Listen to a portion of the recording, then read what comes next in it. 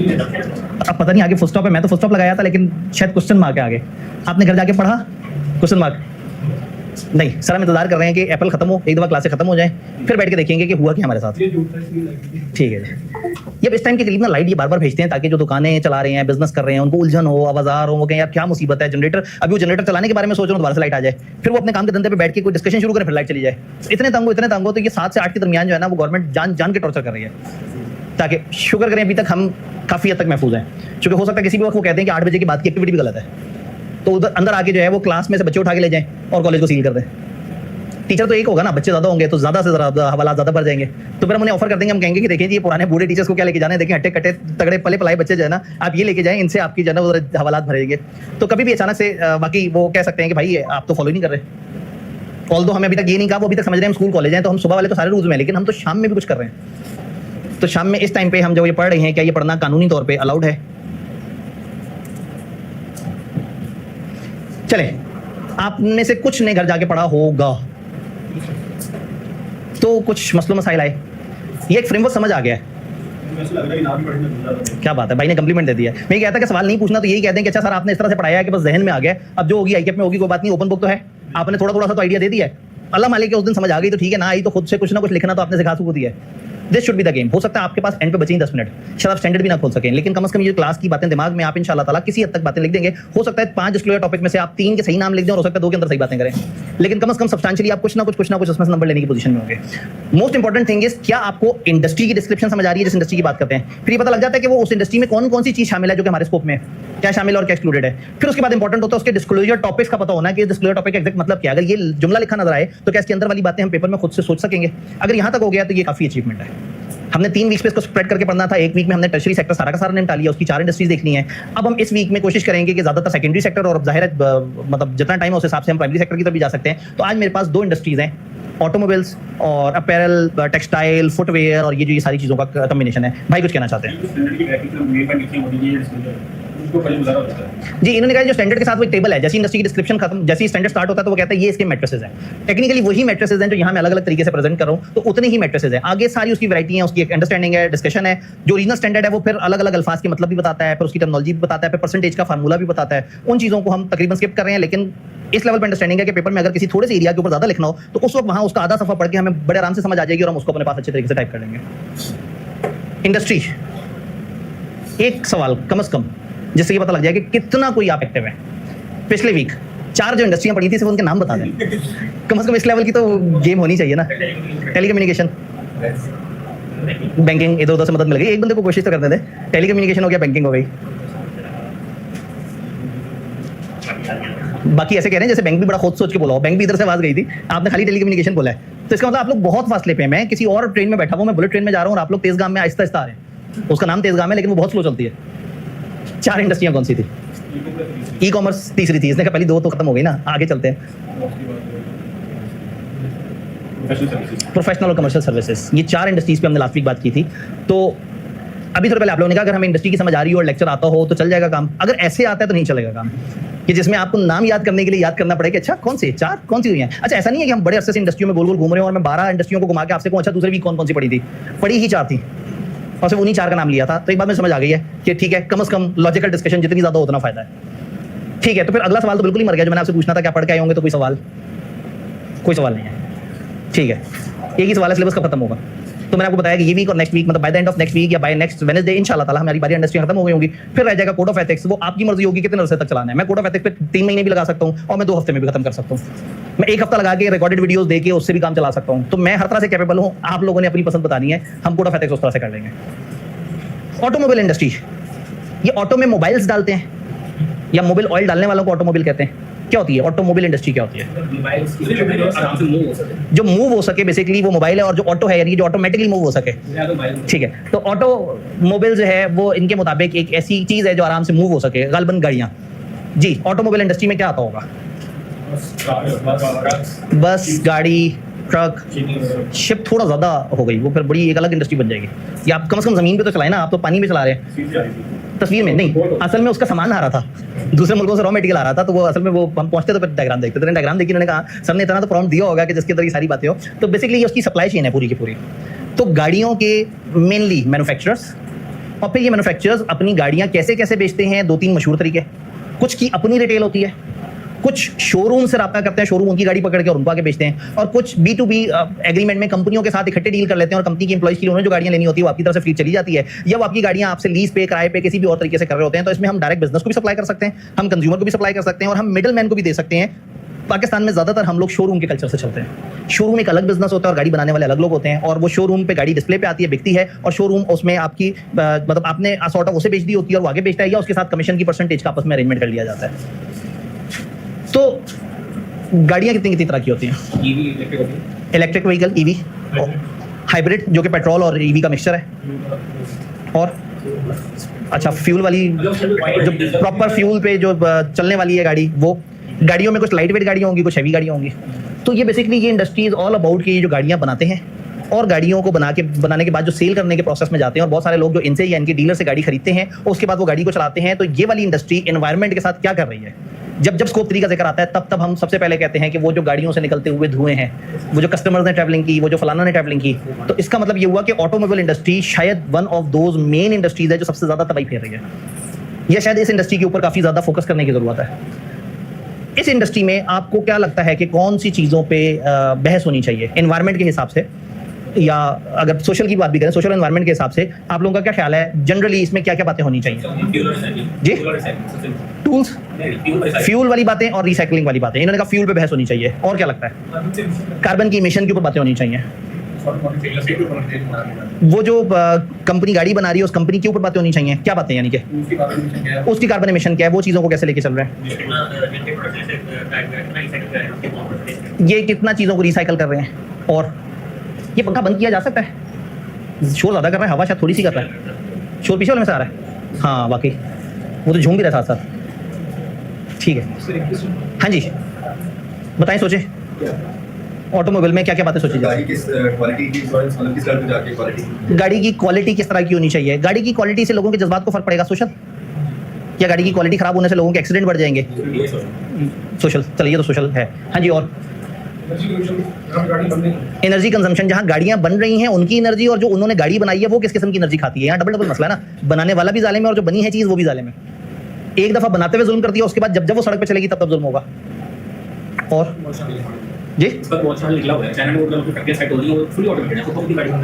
इन्होंने कहा जी उसके हल ही निकल आया है कि चाइना ने ऑटोमेटेड पूरी फैक्ट्री लगा दी है जहाँ शुरू से लेकर एंड तक खुद ही खुद गाड़ी बनती है और वो खुद ही चलते हुए ड्राइव करके आपके घर पहुंच जाती है। इन्होंने कहा बिजली की जरूरत ही नहीं होती, क्योंकि आंखें तो मतलब या रोशनी तो हम इंसानों को चाहिए, मशीन को तो रोशनी नहीं चाहिए। तो उन्होंने कहा वहाँ पे लाइटें भी ऑफ होती हैं और मशीनें खुद ही से जो है ना वो गाड़ियाँ बना देती हैं। लें जी भाई जो है टेक्नोलॉजी को नेक्स्ट लेवल पे ले गए। और जी वो मशीन किस पे चल रही है ये इनसे पूछा जाएगा। जी जनता जानना चाहती है कि जब बिजली नहीं है, जब रोशनी नहीं है, बिजली है, कुछ ना कुछ एनर्जी कंज्यूम हो रही है।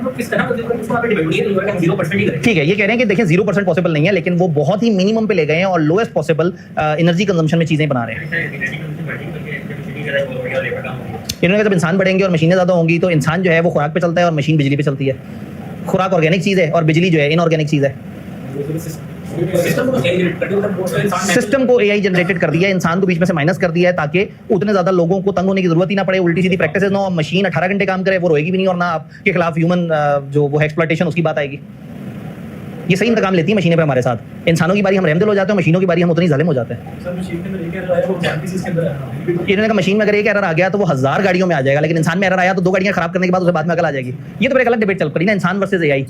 असल में कैलकुलेटर में भी कहीं ना कहीं 0.00001% एरर का मार्जिन तो रहा होगा कभी, लेकिन क्या आज लोग एहतियातन मैनुअल कैलकुलेशन करते हैं कि शायद अगर एरर आ गया हो तो हम अपने आप को बचा लें? ये जब चीज़ ऑटोमेट होने पे आती है ना, जब इंसान को सहूलत मिलती है तो फिर वो एक छोटी सी एक्यूरेसी लेवल आउट हो गया ना। खैर है, फॉर एग्जाम्पल अगर मैंने 2 सफ़े टाइप करने हो वर्सेज मैं तस्वीर खींचूं और मुझे यही 2 सफ़े जनरेट करते विद 90% एक्यूरेसी, मैं 10% सीधा कर लूंगा उसे, लेकिन मुझे कोई दुख नहीं होगा, मुझे खुशी होगी कि मेरा 90% टाइम बच गया। तो यस, जब टेक्नोलॉजी आएगी, टूल्स आएंगे, ऑटोमेशन आएगी तो इंसान आहिस्ता आहिस्ता सुस्त होगा और वो डिपेंड करेगा मशीन पे। फिर मशीन जिस वक्त आउट हो गई तो फिर वो इस वक्त इंसान को खा जाएगी।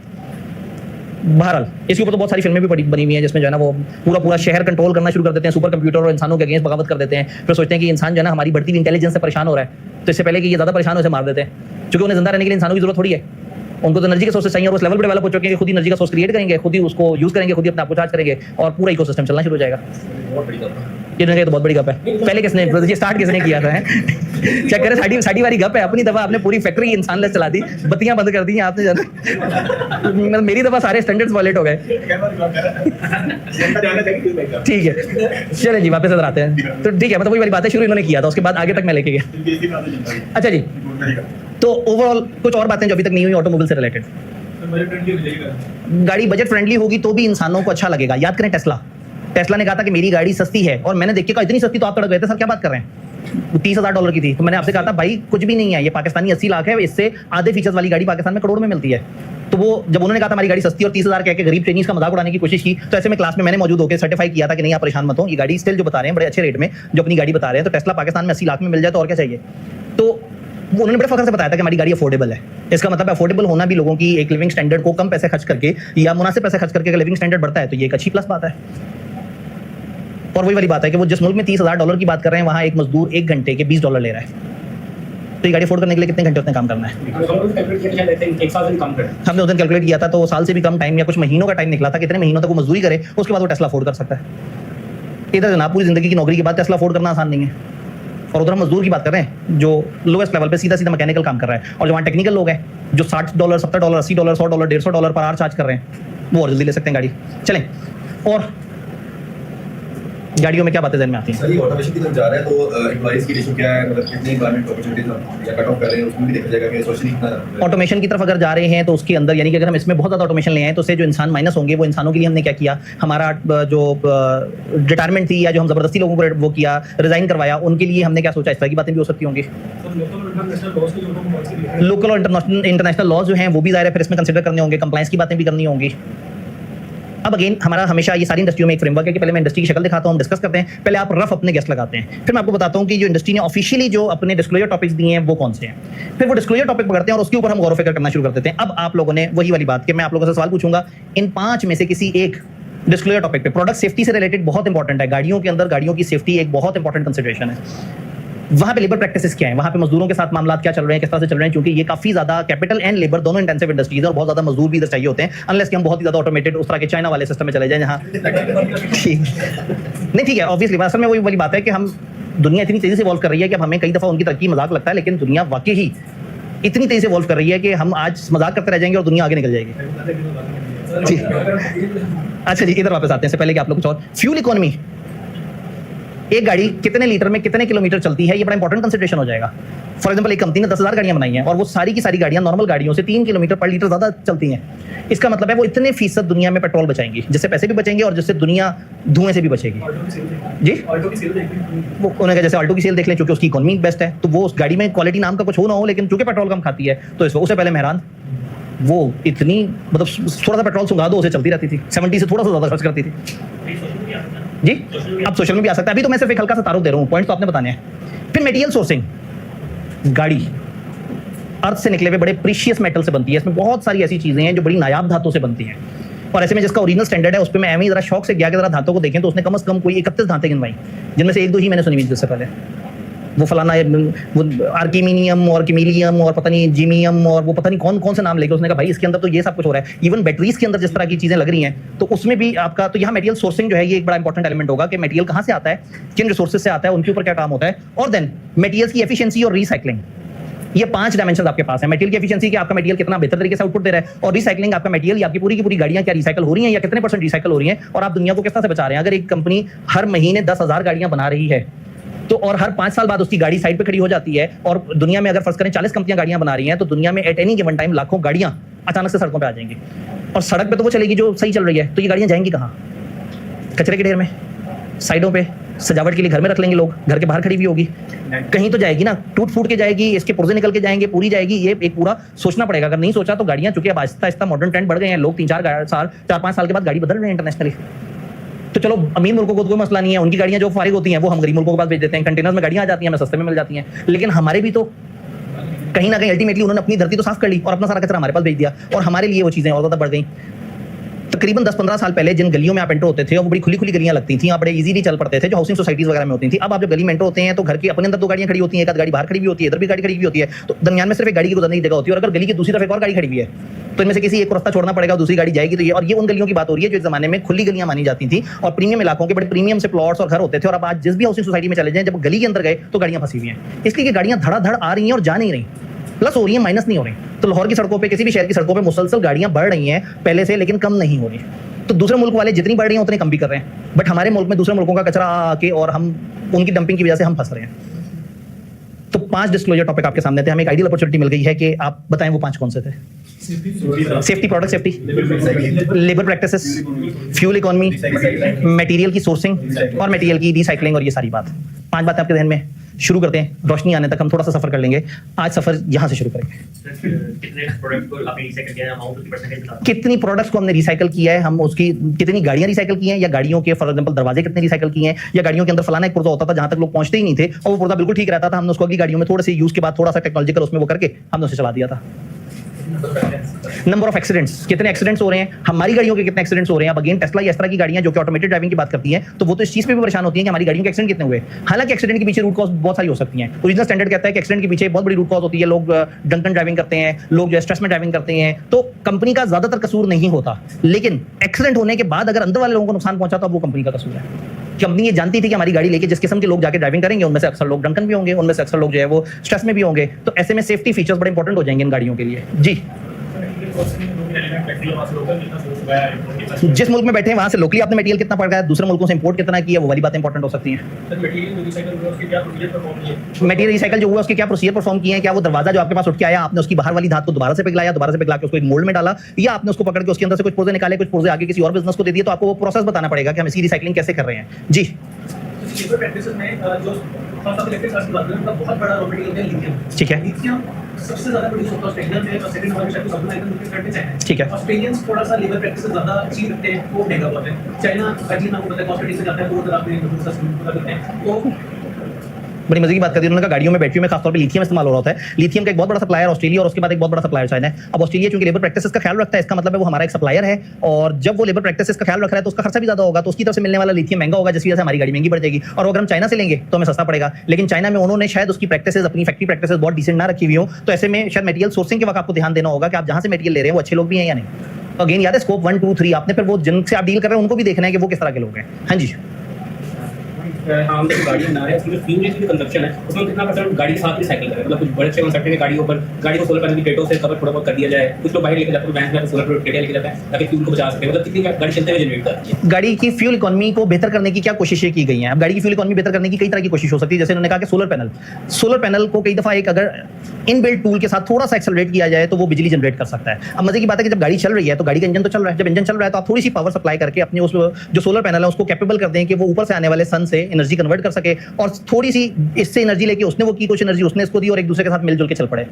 हाइब्रिड में जिस तरह से होता है, पेट्रोल पे गाड़ी जो है वो आप चलाते जा रहे हैं, और जब वो गाड़ी चल रही है तो फिर वो चूंकि उसके पहिए गोल गोल घूम रहे हैं, एक मैकेनिकल मूवमेंट हो रही है, तो मैकेनिकल मूवमेंट के साथ उन्होंने सेंसर लगा के या उसको पकड़ के और उसको एक बैटरी के अंदर उस मूवमेंट का जो चार्ज है वो डालना शुरू कर दिया। जब बैटरी में एक सिग्निफिकेंट चार्ज हुआ तो बैटरी ने कंट्रीब्यूट करना शुरू कर दिया उस ड्राइविंग में। तो फिर हाइब्रिड गाड़ी में ये होता है कि आप जो है अगर उसी तरह की गाड़ी पेट्रोल की हो तो आपकी 12 लीटर की एवरेज आए, और जब वो हाइब्रिड गाड़ी होती है तो कहानी 29-30 किलोमीटर पर लीटर पे चली जाती है, इसलिए कि गाड़ी चलते हुए पेट्रोल भी यूज कर रही है और पेट्रोल ने कुछ और चीज, मतलब जो कुछ और एनर्जीज थी उनको कन्वर्ट करके दोबारा इस्तेमाल किया। जब गाड़ी चल रही है तो फ्रिक्शन भी है, उसमें काइनेटिक एनर्जी वाले चक्कर भी हैं, उसमें मैकेनिकल मूवमेंट्स भी हो रही हैं, तो अब कंपनियां इंटेलिजेंटली उसको रीयूज करके हाइब्रिड गाड़ियों में उनकी एफिशिएंसी बेहतर बना देते हैं, जिसमें अलग से कोई एनर्जी नहीं आई होती, वही जो गाड़ी की अपनी एनर्जी होती है वही रीडू हो रही होती है। तो इस तरह की बात हो सकती है। जी, हमारी गाड़ी की लाइफ कितनी है? हमारी गाड़ियों की लाइफ कितनी है, वो कितना अर्सा गुजारती हैं, आप याद करें। शायद आपको याद हो टेस्ला की गाड़ियों में हमने देखा था कि उन्होंने कहा था कि इसकी कितनी लाइफ है, उसकी बैटरी कितनी लाइफ है, तो औसतन गाड़ी की लाइफ बाद में खत्म, वो पहले खत्म हो जाती है और बैटरी की लाइफ देर तक रहती है। तो वो बताना चाह रहे थे कि हमारी बैटरी अपनी गाड़ी की सब्सटेंशियल लाइफ को कवर कर रही होती है, यानी लोगों के लिए वन ऑफ ट्रांजैक्शन है, उसके बाद अगले 7-8 साल वो चल रहेंगे। हमारी मटेरियल की क्वालिटी क्या है जो निकाल रहे हैं, हमारे मटेरियल की क्वालिटी क्या है जिसको हम यूज कर रहे हैं, रीयूजेबल कितना है, और इसमें से कितना रीयूजेबल है, या कल को बाद में खराब हालत में जब हमारे पास आएगा तो हम इसको कितना रीडू कर सकेंगे। प्रोडक्ट सेफ्टी में देखेंगे कि वारंटी क्लेम वगैरह कितने हैं हमारे पास। प्रोडक्ट सेफ्टी में देखेंगे कि हमारे पास क्लेम्स कितने आए हैं, कितने ज्यादा एक्सीडेंट्स हुए हैं, कितनी जगह पे ब्रेक फेल हुई है, कितनी जगह क्या इस तरह के मसले आए हैं। फिर लेबर प्रैक्टिस में हम ये देख सकते हैं कि हमारी रेशो क्या है मेल फीमेल की। लेबर प्रैक्टिस में हम देख सकते हैं कि मेल फीमेल हमारी रेशो क्या है, जेंडर डाइवर्सिटी क्या है। जी, लेबर प्रैक्टिस के अंदर ये देख सकते हैं कि लेबर की ट्रेनिंग के पास काम है। लेबर की ट्रेनिंग पे कितना काम किया है, टेक्निकल चीजें हैं, गाड़ियां हैं, टेक्निकल स्पेसिफिकेशन है, तो यहाँ बहुत एहतियात करनी होगी, छोटी छोटी चीजों की हमें ट्रेनिंग देनी पड़ेगी, तो वो देखना पड़ेगा। वेंडर सिलेक्शन क्राइटेरिया क्या है, हम किन से माल उठाते हैं, हम उनके बारे में कुछ देखते हैं, वो हमारे टियर 1 है, टियर 2 है, वो किस लेवल के सप्लायर हैं और उनके बारे में हम क्या सोचते हैं कि वो क्या कर रहे हैं। और अगर उनकी गलत प्रैक्टिस है, आप याद करें तो हम लोगों ने एक सवाल में देखा था कि आप अपने कुछ चीजें पकड़ते थे एक बिजनेस से और उस बिजनेस के बारे में मशहूर था कि वो गलत प्रैक्टिसेस कर रहे हैं, तो हमारे बारे में भी लोग कहना शुरू हो गए थे कि भाई ये तो गलत सप्लायर्स के साथ डील कर रहे हैं। जी सर, प्रोडक्ट सेफ्टी में किसी भी गाड़ी के मॉडल ने रोड पे आने से पहले कौन-कौन से सेफ्टी स्टैंडर्ड्स पास किए हैं, क्रैश टेस्टिंग उसकी हुई है? गाड़ी ने सड़क पे आने से पहले कौन कौन से सेफ्टी स्टैंडर्ड्स को क्रॉस किया है। न्यू कार असेसमेंट प्रोग्राम होता है एनकैप, उसके अंदर स्टार्स की रेटिंग मिलती है। तो हम ये कहेंगे कि जी हमारी कितनी गाड़ियों को 5 स्टार रेटिंग मिली, कितने % गाड़ियां जो है वो इस तरह की थी जिसमें हमारी जो नई गाड़ी के जो डिफरेंट तरह के टेस्टिंग है उससे वो गुजरे। तो इंटरनेशनल बहुत सारे इस तरह के इदारे और इस तरह के बहुत सारे फ्रेमवर्क हैं जो एक नई गाड़ी को टेस्ट करते हैं कि अगर ये 60 की रफ्तार पे जा रही होगी तो क्या स्ट्रेस टेस्ट होगा, 100 की रफ्तार पे जा रही होगी तो क्या होगा। फिर अगेन एयर बैग्स, कितने एयर बैग्स होते हैं, वो किस लेवल के झटके पे एकदम से खुल जाते हैं। अब अगेन आपके स्टीयरिंग पे एयर बैग है, अचानक से गाड़ी को बहुत जोर का एक्सीडेंट हो, वो खुलेगा और आपको आगे सामने शीशे से टकराने से बचा लेगा। लेकिन फर्ज करें आप जा रहे थे और आपके सामने जो है वो गाड़ी ने ब्रेक लगाई और आपने जल्दी से ब्रेक लगाई और एयर बैग खुल गया, तो वैसे एक्सीडेंट नहीं होना था, एयर बैग जो मुंह पे आगे लगा इसकी वजह से एक्सीडेंट हो जाना है। तो इसका मतलब है उनको अपनी गाड़ी को इतना तक समझाना पड़ेगा कि किस नोयत का किस तरह का झटका इज एन एक्सीडेंट और किस नोयत का किस लेवल का झटका इज नॉट एक्सीडेंट, ये अचानक से लगाई गई ब्रेक है। तो इस हद तक उन्हें सेंसिटिव होना होगा। और फिर 7 साल से गाड़ी आप इस्तेमाल कर रहे हैं, आज अचानक से एक्सीडेंट हुआ है तो वो 7 साल से याद रखे हुए था, वो चार्ज था, वो फुली प्रिपेयर था और आपके हल्के से उस स्टिमुलस पे उसने फौरन से रिस्पांस देके आपको बचा लिया। क्या ये गाड़ी इस काबिल है कि इसके इस तरह की चीजें जो 6-7 साल तक इस्तेमाल ना हो और वन फाइन गुड डे अचानक से इस्तेमाल हो तो वो काम भी सही कर रही हो। इस तरह की बहुत सारी चीजें होती हैं। और जेनेरिकली अगर आप बताना चाहें प्रोडक्ट सेफ्टी में कंपनी के अपने क्वालिटी स्टैंडर्ड्स वगैरह क्या हैं। मटेरियल्स में कौन-कौन से ऐसे मटेरियल्स इस्तेमाल किए लेस हार्मफुल हैं? मटेरियल्स में कौन-कौन से ऐसे मटेरियल्स हैं जो लेस हार्मफुल हैं, जो हीटिंग से रिलेट करते हैं। गाड़ियों ने ओपन एयर में चलना होता है तो इसमें ये चीज़ भी बड़ी इंपॉर्टेंट होती है। तो कुछ गाड़ियों की क्वालिटी ऐसी होती है कि वो अंदर से दोजख बनी हुई होती हैं, अगर वो धूप में खड़ी हुई आप अंदर गए तो वो अंदर उसके बड़ी जहरीली गैसें इकट्ठी हो जाती हैं। तो ऐसे में उन्होंने अपनी प्रोडक्ट बनाते वक्त सस्ता मटेरियल इस्तेमाल किया था जो कि जिसके कुछ खतरनाक असरात हो सकते थे जब वो धूप के साथ देर तक मिले और उसके बाद चले।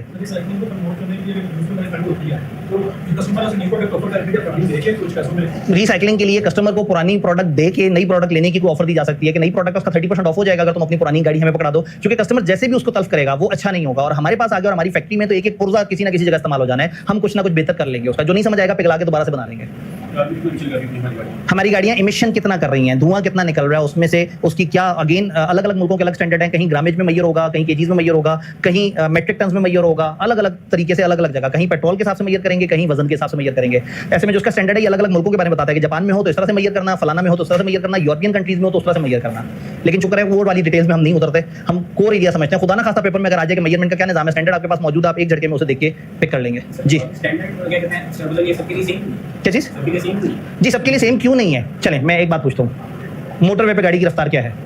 120 80 से 120 एक ने कहा 80 से 120, एक ने कहा 100। इस वक्त करंटली 100 चल रही है। फ्यूल को बचाने के लिए गवर्नमेंट ने जो इस वक्त लागू की हुई है, ये 100 क्या है? What is 100 what by what? 100 kilometre per hour. आप एक ऐसे मुल्क में जहाँ लोग चीज़ों को किलोमीटर से मैयर करते हैं, तो बहुत सारे मुल्कों में बात माइल्स पे होती है। तो जहाँ माइल्स पे चल रहे होंगे वहाँ यूनिट ऑफ मेजरमेंट चेंज नहीं हो जाएगा, चीज़ें और तरह से हो गई। ठीक है, अब कोई मुल्क ये बताएगा कि ये गाड़ी पेट्रोल कितना खा रही है, वो बताएगी इतने किलोमीटर पे इतना पेट्रोल खा रही है, कोई बताएगा इतने माइल पे इतना पेट्रोल खा रही है, और कोई कहेगा इतना पेट्रोल खा रही है कि इतना धुआं निकल आया। तो हर मुल्क ने या हर तरह के अलग अलग फ्रेमवर्क ने उस चीज़ को देखने का समझने का तरीका अलग अलग बताया। तो ऐसे में 100 की रफ्तार अगर आप बोलेंगे 120 की रफ्तार, तो ये एब्सोल्यूट बात नहीं है, ये रिलेटिव बात है कि हमारे मुल्क में क्या चल रहा है। तो इसलिए हर जगह चीज़ों को मेजर करने के अलग अलग निज़ाम होते हैं। फॉर एग्जाम्पल इस वक्त सोना पर यूनिट क्या चल रहा है? पर यूनिट ऑफ मेजरमेंट आप जिसमें मेजर करते हैं, आपने कहा सर तोला है और इतने हज़ार रुपए, इतने लाख, इतने हज़ार रुपए, इसलिए कि आप एक ऐसे मुल्क में जहां तोला मेजरमेंट का टूल है, दुनिया में औंस चलता है, इंटरनेशनली औंस चलता है। तो अगेन ये बात मुश्किल हो जाएगी कि जी इस मुल्क ने ऐसे क्यों और उस मुल्क ने ऐसे क्यों। तो वो कोशिश करते हैं कि मुख्तलिफ मुल्कों को वहाँ की जो प्रैक्टिसेस हैं उसके मुताबिक बताया जाए। तो वो सस्टेनेबिलिटी रिपोर्ट, भाई पाकिस्तान में अगर एक रिपोर्ट हम देखें और वहाँ आल्टो गाड़ी कहेगी जी हमने इतने माइल पर लीटर अचीव किया है, तो आधे लोगों को समझ नहीं आएगा माइल और किलोमीटर की रेशो क्या है। बड़ा फर्क है ना भाई, 8 किलोमीटर 5 माइल के बराबर है। अब बंदे कलबाजी खाते रहेंगे, कन्वर्ट ही करते रहेंगे, क्योंकि वो शुरू से जो सुनते आ रहे हैं, देखते आ रहे हैं, समझते आ रहे हैं। तो हम बात कर रहे थे जेनेरिक लेवल पे, इन सारे डायमेंशन में आप लोगों ने एक एक करके भी जवाब दे दिए और आपने जनरली भी जवाब दे दिए। अब इनसे पूछ लें जो हमारा आखिरी स्टेप होता है, product safety, vehicle safety performance. Vehicles के कितने, आपके व्हीकल्स के कितने मॉडल हैं with 5 star NCAP rating? NCAP basically new car assessment programme, ये नया वर्ड था तो इसलिए इसको नीचे वो कर दिया एब्रिविएट। तो न्यू कार असेसमेंट प्रोग्राम जो है वो इंटरनेशनली मुख्तलिफ स्टैंडर्ड मुख्तलिफ तरीके से चल रहा होता है। तो आपकी कितने % ऑफ गाड़ियां 5 स्टार उसमें हैं? तो फॉर एग्जांपल आपके 6 तरह के मॉडल्स हैं और हर मॉडल के अंदर उतनी गाड़ियां हैं, तो आपने क्यूमुलेटिव कहा कि हमारी इतनी total cars 5 star programme divided by हमारी टोटल कार्स, आपके पास एक परसेंटेज आ गई कि हमारे पास इतने % जो है वो गाड़ियां 5 star new car assessment programme से रेटिंग ले चुकी हैं, यानी कि ये इतनी अच्छी गाड़ियां हैं। अब वो असेसमेंट क्या है, वो कौन से पैरामीटर्स हैं, किस तरह से करता है, वो फिलहाल हमारे स्टैंडर्ड ने बात नहीं की। उन्होंने इंटरनेशनल वो वर्ड इस्तेमाल कर दिए जिसको आप जाके सर्च करें तो आपको वो सारे प्रोटोकॉल्स नजर आ जाते हैं। बाय रीजन परसेंटेज कितनी है। अब इसमें फर्क हो सकता है टोयोटा बाहर मिडिल ईस्ट के लिए जो गाड़ी बना रही हो वो और तरह से, और जो पाकिस्तान के लिए गाड़ी बना रही हो वो और है। तो इंटरनेशनल कंपनियां क्या करती हैं, हमारे लोकल पाकिस्तान में सेफ्टी को कुचल देती हैं, बहुत सारे फीचर्स माइनस कर देते हैं। तो ऐसे में उन्होंने कहा है कि आपने ओवरऑल तो बताना ही बताना है, रीजन वाइज भी बताना है, एशिया में क्या है, साउथ एशिया में क्या है, यूरोप में क्या है, मिडिल ईस्ट में आपने किस तरह से किया है, तो रीजन बाय रीजन और टोटल। फिर डिफेक्ट्स की कंप्लेंट्स और इन्वेस्टिगेशन, सेफ्टी रिलेटेड डिफेक्ट की नंबर ऑफ कंप्लेंट्स आपको कितनी मिली वो सारे टेन्योर में, डिफेक्ट कंप्लेंट्स की कितने % इन्वेस्टिगेट किया और उसके क्या रिजल्ट्स निकले।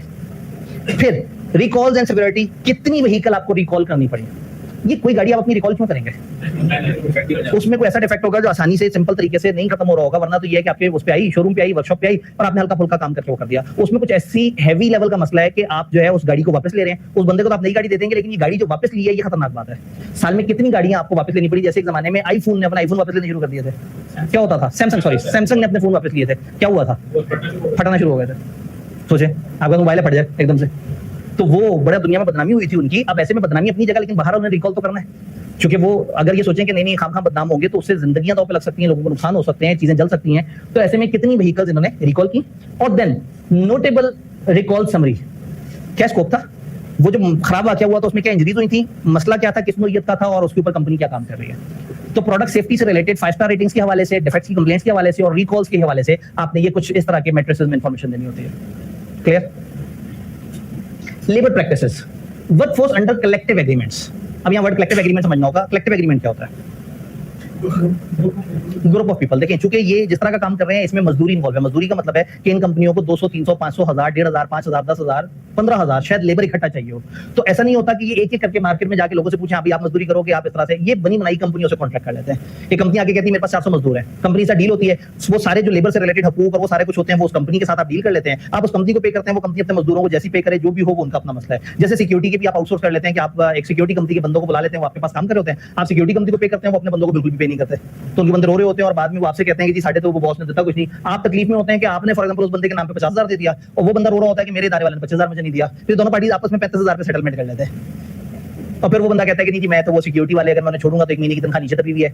तो फिर ये होता है कि चलो ठीक है, वो जो ऊपर के 15,000 जो हमने उन्हें देने थे वो 15,000 जोड़ के उसको एक इजाफी तनख्वाह देके और उस बंदे को रख लिया जाता है और वो बंदा वो सिक्योरिटी कंपनी छोड़ देता है। तो बहरहाल हर तरह की लोकल प्रैक्टिस चली होती है। तो कलेक्टिव एग्रीमेंट्स में आप एक पूरे ब्लॉक एग्रीमेंट्स कर रहे होते हैं। तो ऐसे में वो ब्लॉक एग्रीमेंट जो है वो आपकी कितने % वर्कफोर्स ऐसी है जो आपकी अपनी नहीं है, आपने इस तरह से कुछ लोगों से वो किया है। ऑब्वियसली फिर जिनके थ्रू लिया है तो ये भी तो देखना होगा ना कि वो क्या कर रहे हैं, तो फिर थोड़ी बहुत उनके बारे में बातें हो सकती हैं। फिर कितनी दफा आपको काम रोकना पड़ा, क्यों रोकना पड़ा होगा, कोई स्ट्राइक हुई होगी, कोई डिजास्टर आया होगा। या स्टैंडर्ड इतना जज्बाती हो जाता है कि वर्ड स्ट्राइक को भी डिफाइन करता है, क्योंकि उनको ये ना कि हम हर चीज डिफाइन करके चलें। कोई स्ट्राइक हो सकती है, कोई लेबर यूनियन के फंडे हो सकते हैं, कोई कंपनी वालों ने कहा हो सकता है रुक जाओ जब तक हमारी मांगे पूरी ना हो जाए जी, कोई इंजरीज हो सकती है, कोई दरमियान में जो है चलते हुए कोई एक्सीडेंट हो सकता है। तो कितनी दफा जी पावर आउटेज वगैरह हो सकती है। तो कितनी दफा वर्क स्टॉपेज, कितने दिन हमारे टोटल आइडल रहे, स्टॉपेज की मेन रीजंस क्या थी, उसके इंपैक्ट्स क्या थे और आपने उसके ऊपर डिफरेंट एक्शंस क्या लिए उस चीज को कवर करने के लिए। तो अगेन लेबर प्रैक्टिस से रिलेटेड इन्होंने कहा कि ये कुछ मैट्रिसेस हैं जो बताएं जी। जी इसका सस्टेनेबिलिटी से लिंक कैसे बनाएं जी, वर्क स्टॉपेज का सस्टेनेबिलिटी से लिंक क्या है। हमने जो लोग आए हैं वो अगर हमारे पास काम कर रहे हैं और हम चाहते हैं कि वो काम करें और बीच में हमारा काम 15 दफा रुका, क्यों रुका होगा स्ट्राइक के अलावा जी भाई इस हाँ अब देखिए ना, एक ऑर्गेनाइजेशन है जो कि गाड़ियों को बना रही है, एक सिस्टमैटिक तरीके से प्रोडक्शन चल रही है। ये कंपनी 3 घंटे भी अफोर्ड नहीं कर सकती इनका काम रुके, तो काम फिर भी रुका क्यों, क्या हुआ होगा भाई, बाहर स्ट्राइक्स हो रही होंगी, तो बाहर स्ट्राइक हो रही होंगी तो इंसानों की जानों को खतरा हुआ होगा। तो अगर ऐसा हुआ था तो क्या अगले 2 दिन आपने स्टाफ को कहा कि घर रुको, या आपके लोग जो आपकी फैक्ट्री में महफूज थे और बाहर इर्द-गिर्द स्ट्राइक चल रही थी तो क्या आपने उनको 2-3 दिन वहां रखा, क्या उनका ख्याल किया। सस्टेनेबिलिटी हमेशा बीच में आ जाएगी। ये तो स्ट्राइक है। दूसरी बात कर लें, इंजरी हो गई थी, किसी एक के साथ एक्सीडेंट हुआ, वो एक्सीडेंट क्यों हुआ, आपने उसको क्यों नहीं बताया था, या वो एक्सीडेंट के बाद वहां खौफो हिरास फैल गया था, आपने उन लोगों को किस तरह से हैंडल किया, दोबारा से उनको काम के लिए कैसे मोटिवेट किया, या आपने क्या सारे बंदे निकाल दिए जो काम नहीं करना चाहते थे। तो जी हाँ अगेन मतलब वो लोग अपने जगह से निकले, वर्क प्लेस पे आ गए, उसके बाद काम नहीं हुआ, तो ये एक बड़ी अजीब सी बात है। यानी कि एक कंपनी डेली वेजेस पे लोगों को पे कर रही है, बिजली भी खर्च कर रही है, रेंट भी लगा रही है, उसकी डिमांड भी हर वक्त उसके पास है और हर दिन काम रुकने से उसे नुकसान हो, उस सब के बाद भी अगर वो काम रोक रही है तो हम ये नहीं कह रहे कुछ गलत हुआ होगा, हम कह रहे हैं हमें बताओ कितनी दफा ऐसा हुआ, किस किस वजह से हुआ और उस वजह के ऊपर तुमने क्या एक्शंस लिए, उसके इंपैक्ट्स। अगेन हम आप कह रहे हैं सस्टेनेबिलिटी से क्या ताल्लुक है इसका, तो उस इंपैक्ट्स में हम देखेंगे कि उस वर्क स्टॉपेज से क्या क्या नुकसान हुआ। भाई 5 दिन के लिए हमारा काम बंद हुआ होगा, मजदूर आएंगे कहेंगे काम, हम कहेंगे नहीं है। अब उन्होंने हमारा काम पकड़ा हुआ था, हर दिन हमारे पास आते थे, हम उन्हें छोड़ भी नहीं रहे और काम भी नहीं दे रहे, क्यों तनख्वाहें पूरी मिल रही होंगी। कॉन्ट्रैक्ट है।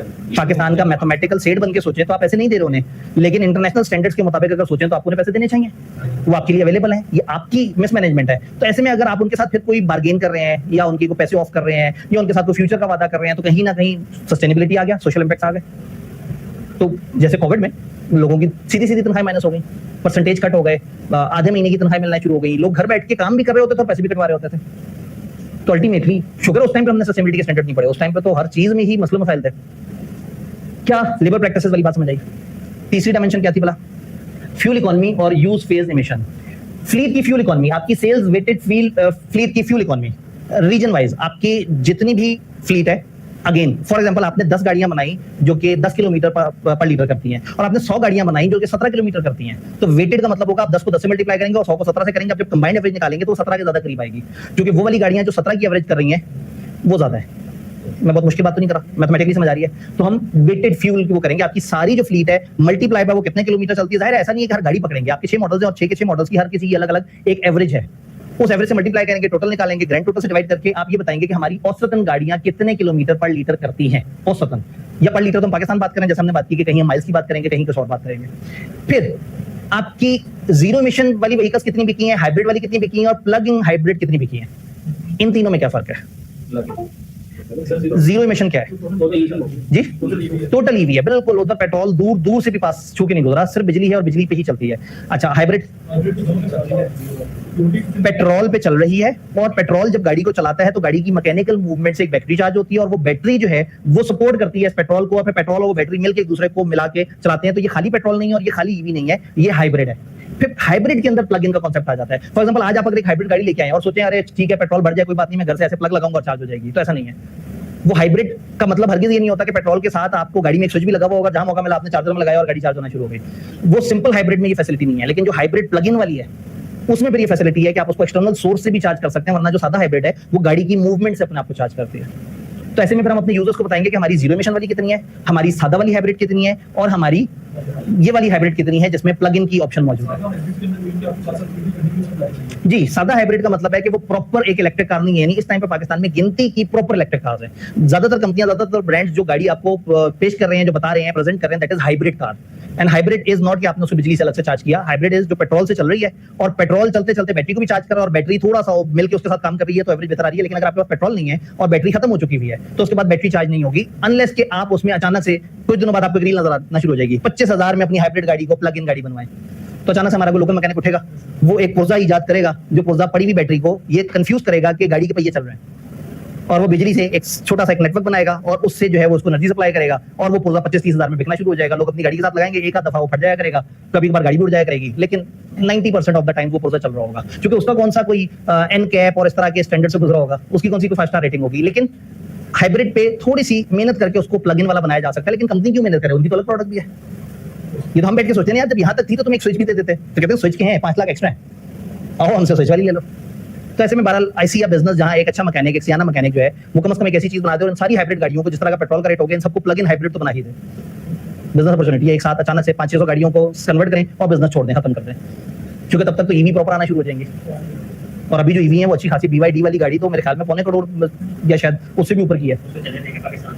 पाकिस्तान वाले उसे चलने नहीं देंगे। कंपनियां इतने बड़े बड़े जाइंट्स हैं, वो तो जो है चले खैर जी। अब अगेन ये डिपेंड करता है कि उनको लोकल सपोर्ट कितनी मिलती है। जैसे होंडाई को निशात पावर की सपोर्ट मिली, वो चलना शुरू हो गई। उससे पहले जो है वो थोड़ा सा हल्के लेवल की कंपनी के साथ थे, उससे पहले जो है वो टूटे बच्चे बाहर बैठ के कंट्रोल करते थे, तो इतना नहीं था। निशात के पास आई है तो निशात वालों ने गेम उठा दिए। तो अब अगेन कोई ना कोई बड़ी कंपनी जब आएगी तो वो उनको, यानी बाहर वालों को भी पाकिस्तान के लोकल बिजनेस प्लेयर्स चाहिए होते हैं। सेफ्टी और रेगुलेटरी एक्सपोजर क्या है, फ्यूल इकोनॉमी के रिस्क को कवर करने की क्या स्ट्रेटेजी है, आप कैसे कैसे ये सारे जो प्रॉब्लम्स हैं इनसे बाहर निकल रहे हैं, कैसे कैसे अपनी गाड़ियों को कन्वर्ट कर रहे हैं, किस तरह से मैयर कर रहे हैं और आप इन सारे प्रॉब्लम से बाहर किस तरह से आ रहे हैं। गाड़ी के कई दफा सेफ्टी प्रोटोकॉल ऐसे होते हैं, सम टाइम आपकी गाड़ी जो है 100 से ऊपर जाना शुरू हो जाए तो वार्निंग लेके आना शुरू हो जाए कि भाईजान आप कर तो रहे हो, मजा तो आ रहा है इस रफ्तार का, लेकिन ये आपकी फ्यूल की एफिशिएंसी को तबाह कर देगी। हमें तो गाड़ियों के असेसमेंट की जरूरत ही नहीं, हमारे तो वज़ीर आज़म साहब टीवी पे आके बता देते हैं कि एक बड़ा जबरदस्त ऐलान है, आपने 100 से ऊपर रफ्तार पे गाड़ी नहीं चलानी। ऑल्दो मैं कुछ अर्से पहले मुल्तान गया हूँ और उस पर मैंने ट्रैवल किया है और उससे पेट्रोल की एवरेज बाकी बड़ी बेहतर आई है, लेकिन स्टिल जो है वो मतलब जब गाड़ी हो आपके पास जो कि 220 तक जा सकती हो, तो उसे 100 पे कैद कर देने से तो तकलीफ तो होगी, लेकिन कोई बात नहीं, मुल्क सबसे पहले। शहबाज शरीफ साहब ने जो है ना मेरे मुल्क को बचाने के लिए जो इकदाम किए हैं, मैं कोशिश जी उन्होंने लिए पटवारी फैन हो गए। असल में सारे कंटेंट देने होते हैं ना। अभी तो पहले मैंने वो एक ईमानदार लीडर को जेल वाली बात भी की, नहीं वो तो नहीं की थी, वो लॉ वाली क्लास में करा था। तो सारी तरह के यूजर खुश रखने बड़े जरूरी होते हैं। इमिशन रिस्क वगैरह को किस तरह से करेंगे? बात ये है कि गाड़ियां जो इनकी इतनी इमिशंस हैं, इनके ऊपर जो मुख्तलिफ तरह के लॉज आ जाएंगे अचानक से, लोग बजाय इसके कि कंज्यूमर्स को कहेंगे तुम्हारी गाड़ी में से धुआं निकल रहा है, वो प्रोड्यूसर के पास आके कहेंगे तुम बनाई क्यों रहे हो वाली गाड़ी से धुआं निकल रहा है। तो अगर आप गौर से देखें तो इधर हमने सारी अच्छी अच्छी बातें की हैं। जीरो इमिशन वाली कितनी है, हाइब्रिड कितनी है, प्लग इन हाइब्रिड कितनी है, पेट्रोल वाली कितनी है। वो अभी दुनिया इंटरनेशनल बैठ के सोच रही है कि अच्छा पेट्रोल वाली अभी भी तो बना रहा होगा जो सिर्फ पेट्रोल पे चलती होगी। तो वो अब प्रॉब्लम ये है कि हम उस स्टैंडर्ड को पाकिस्तान बैठ के पढ़ रहे हैं। तो आप यहाँ चौथा ऐड कर दीजिएगा पेट्रोल पे चलने वाली, जिसकी परसेंटेज होगी 95%। खैर, अपॉर्चुनिटीज लो इमिशन ट्रांजिशन से क्या अपॉर्चुनिटीज निकलेंगी आप वो बताएं। आप बता सकते हैं कि आहिस्ता आहिस्ता हमारा मुल्क जो है वो शिफ्ट हो रहा है, गवर्नमेंट की रेगुलेशंस आ चुकी हैं, वो चाहती हैं कि लोग इतने इतने महीने या इतने अरसे तक इस तरह से शिफ्ट हो जाएं, और जो गाड़ियां ज्यादा इमिशन कर रही हैं उनको यूं फाइन पेनल्टीज पड़ रहे हैं, जिससे हमारी कंपनी को एक अच्छी अपॉर्चुनिटी इस रीजन में जनरेट होना शुरू हो गई है। आखिरी दो बातों की तरफ चलते हैं। Material sourcing. मटेरियल सोर्सिंग में आपकी जो क्रिटिकल मटेरियल्स हैं, जो मेन मटेरियल्स हैं, जो उसकी यूज में उसको बनाने के लिए इस्तेमाल होने से, उसकी रिस्क मैनेजमेंट की अप्रोच क्या है? क्या मतलब मटेरियल में कोई रिस्क होता है? कौन सा इस्तेमाल करें वो ज़्यादा मतलब लेट इस्तेमाल करें गाड़ी में, तो बहुत हार्मफुल है। आप कौन सा मटेरियल इस्तेमाल कर रहे हैं? अगेन वही वाली बात है, कौन सा मटेरियल कितनी हीट और कितनी ठंडक के ऊपर कैसे रिस्पॉन्ड करता है। जैसे मैंने आपसे कहा कि गाड़ी कई दफा सस्ते मटेरियल से बनाई जाए तो वो अंदर से पूरा का पूरा ऐसी जहरीली गैसें रिलीज कर सकती है कि जो है वो जो गाड़ी के अंदर आके बैठेगा वो बहुत शदीद लीथल हो सकता है उसके लिए, जस्ट बिकॉज की कंपनी ने थोड़ा सा एहतियात कर, थोड़ा सा पैसे बचाने की कोशिश की। तो अगेन आपके क्या जो मटेरियल की सिलेक्शन है उसकी क्या अप्रोच है? फिर आपके मटेरियल अगर शॉर्ट हो जाते हैं, आपकी सप्लाई डिस्टर्ब हो जाती है, तो उन रिस्कों को आप कैसे कवर करते हैं? कि आपके एक से ज्यादा सप्लायर्स हैं और आप अपने सप्लायर्स को किस तरह से देखते हैं कि वो लोग कितनी अच्छी सस्टेनेबल सोर्सिंग कर रहे हैं या नहीं कर रहे? आपकी रिस्पॉन्सिबल सोर्सिंग, ड्यू डिलिजेंस कि हमारी जो सोर्सिंग है वो रिस्पॉन्सिबल है और किन लोगों से है, वो जो लेबर प्रैक्टिसेस बेहतर कर रहे हैं, वो जो अच्छे तरीके से काम कर रहे हैं। तो आपकी जो सोर्सिंग मटेरियल की सोर्सिंग है वहाँ इंपॉर्टेंट है कि आप कौन कौन सी जगह से किस किस तरह के मटेरियल ले रहे हैं, उनकी किस तरह की यूजेज है, उनके क्या अल्टरनेट्स हैं, जिन लोगों से ले रहे हैं उन लोगों की प्रैक्टिसेस क्या है। इस तरह की बातें इस मैट्रिक्स में की जा सकती हैं। और फाइनली मटेरियल एफिशिएंसी और रिसाइकलिंग। आपका जो मैन्युफैक्चरिंग वेस्ट जनरेट हुआ है वो कितना जनरेट हुआ है, कितनी तादाद में, उसमें से कितने परसेंटेज जो वेस्ट है वो रिसाइकल हुआ है। अब ये वेस्ट में और मटेरियल में कुछ फर्क है?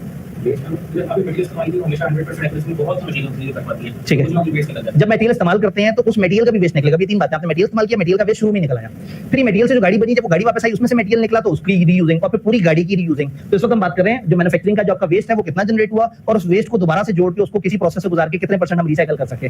फिर end of life recovery, end of life पे कितना मटेरियल आपने रिकवर किया और कितना मटेरियल रिसाइकल किया। तो अगर आपने फॉर एग्जांपल गाड़ियों को रिकवर किया और गाड़ियों में दो पहियों के दरमियान एक मोटी सी बड़ी रॉड है, ये एक ऐसी चीज है जिसपे आउटसाइड वर्ल्ड से कोई वो नहीं होता, टच नहीं होता, कोई हमला नहीं करता, और जो शॉक्स हैं वो इसको महफूज रखते हैं, तो हो सकता है ये वाला रॉड ऐसा हो जो 90% अभी भी ठीक हो।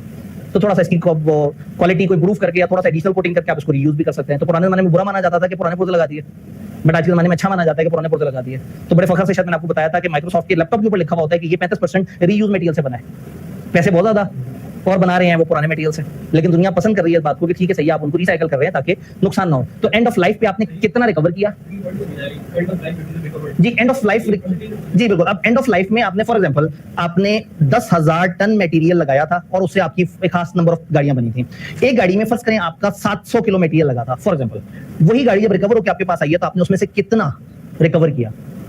अब गाड़ी आपके पास आई है, उस पर डेंट भी लगा हुआ है, उसमें कुछ और मसले भी हैं, कोई गाड़ी बहुत साफ आई है, कोई गाड़ी बहुत खराब आई है। तो आपने मटेरियल इनपुट कितना किया था, और अब जब आपको 10 साल बाद जब गाड़ी आप तक वापस पहुंची और आप उस मटेरियल को रिसाइकल करने की बात कर रहे हैं, तो अब आपके पास कितना उसी यूनिट ऑफ मेजरमेंट में कितना अब आपके पास वो आया है, और फिर उसमें से कितना रिसाइकल हो सकता है। तो आपने 700 किलो यूज किया था एक्स मटेरियल गाड़ी बनाने के लिए, जब गाड़ी वापस आई तो उसमें से 450 किलो मटेरियल रिकवर हुआ, जिसमें से 250 किलो रिसाइकलेबल था और 200 किलो रिसाइकल नहीं हो सकता था। जब ये रिसाइकल नहीं हो सकता तो उसका क्या किया?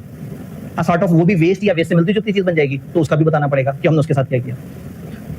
व्हीकल की रिसाइकलेबिलिटी, एवरेज व्हीकल की रिसाइकलेबिलिटी की क्या परसेंटेज है, यानी कि एक व्हीकल की कितने हद तक चीजें किस हद तक कितने टाइम में आप उसको रिसाइकल कर सकते हैं। फिर आपकी सर्कुलेटरी स्ट्रेटेजी, आपकी रिसाइकलिंग रेट को ऑप्टिमाइज करने का क्या तरीका है, आप रिकवरी की रेट्स बेहतर कैसे कर सकते हैं। आसान अल्फाज में आपने जितने मटेरियल्स यूज किए अपनी गाड़ियों में उनमें से कितने आप रिकवर करके दोबारा से रिसाइकल, आप रिसाइकल कर सकते थे 70%, लेकिन दुनिया ने आपको गाड़ी वापस ही नहीं की तो वो तो बेकार हो गया। तो एक चीज ये है कि आपको वापस कितनी मिली, और दूसरा उसमें से कितने परसेंट रिसाइकल हुई। तो अपने फखर से बताएंगे कि जी हम लोगों ने पिछले आज से 10 साल पहले जो है वो इतने हजार गाड़ियों का बैच बनाया था, उनमें से इतने 100 गाड़ियां वापस रिकवर हुई हैं, जिसमें से इतने परसेंट मटेरियल हमने नई आने वाली गाड़ियों में रीयूज किया है ताकि ये वाला मटेरियल जमीन के ऊपर बोझ बन के ना पड़ा रहे।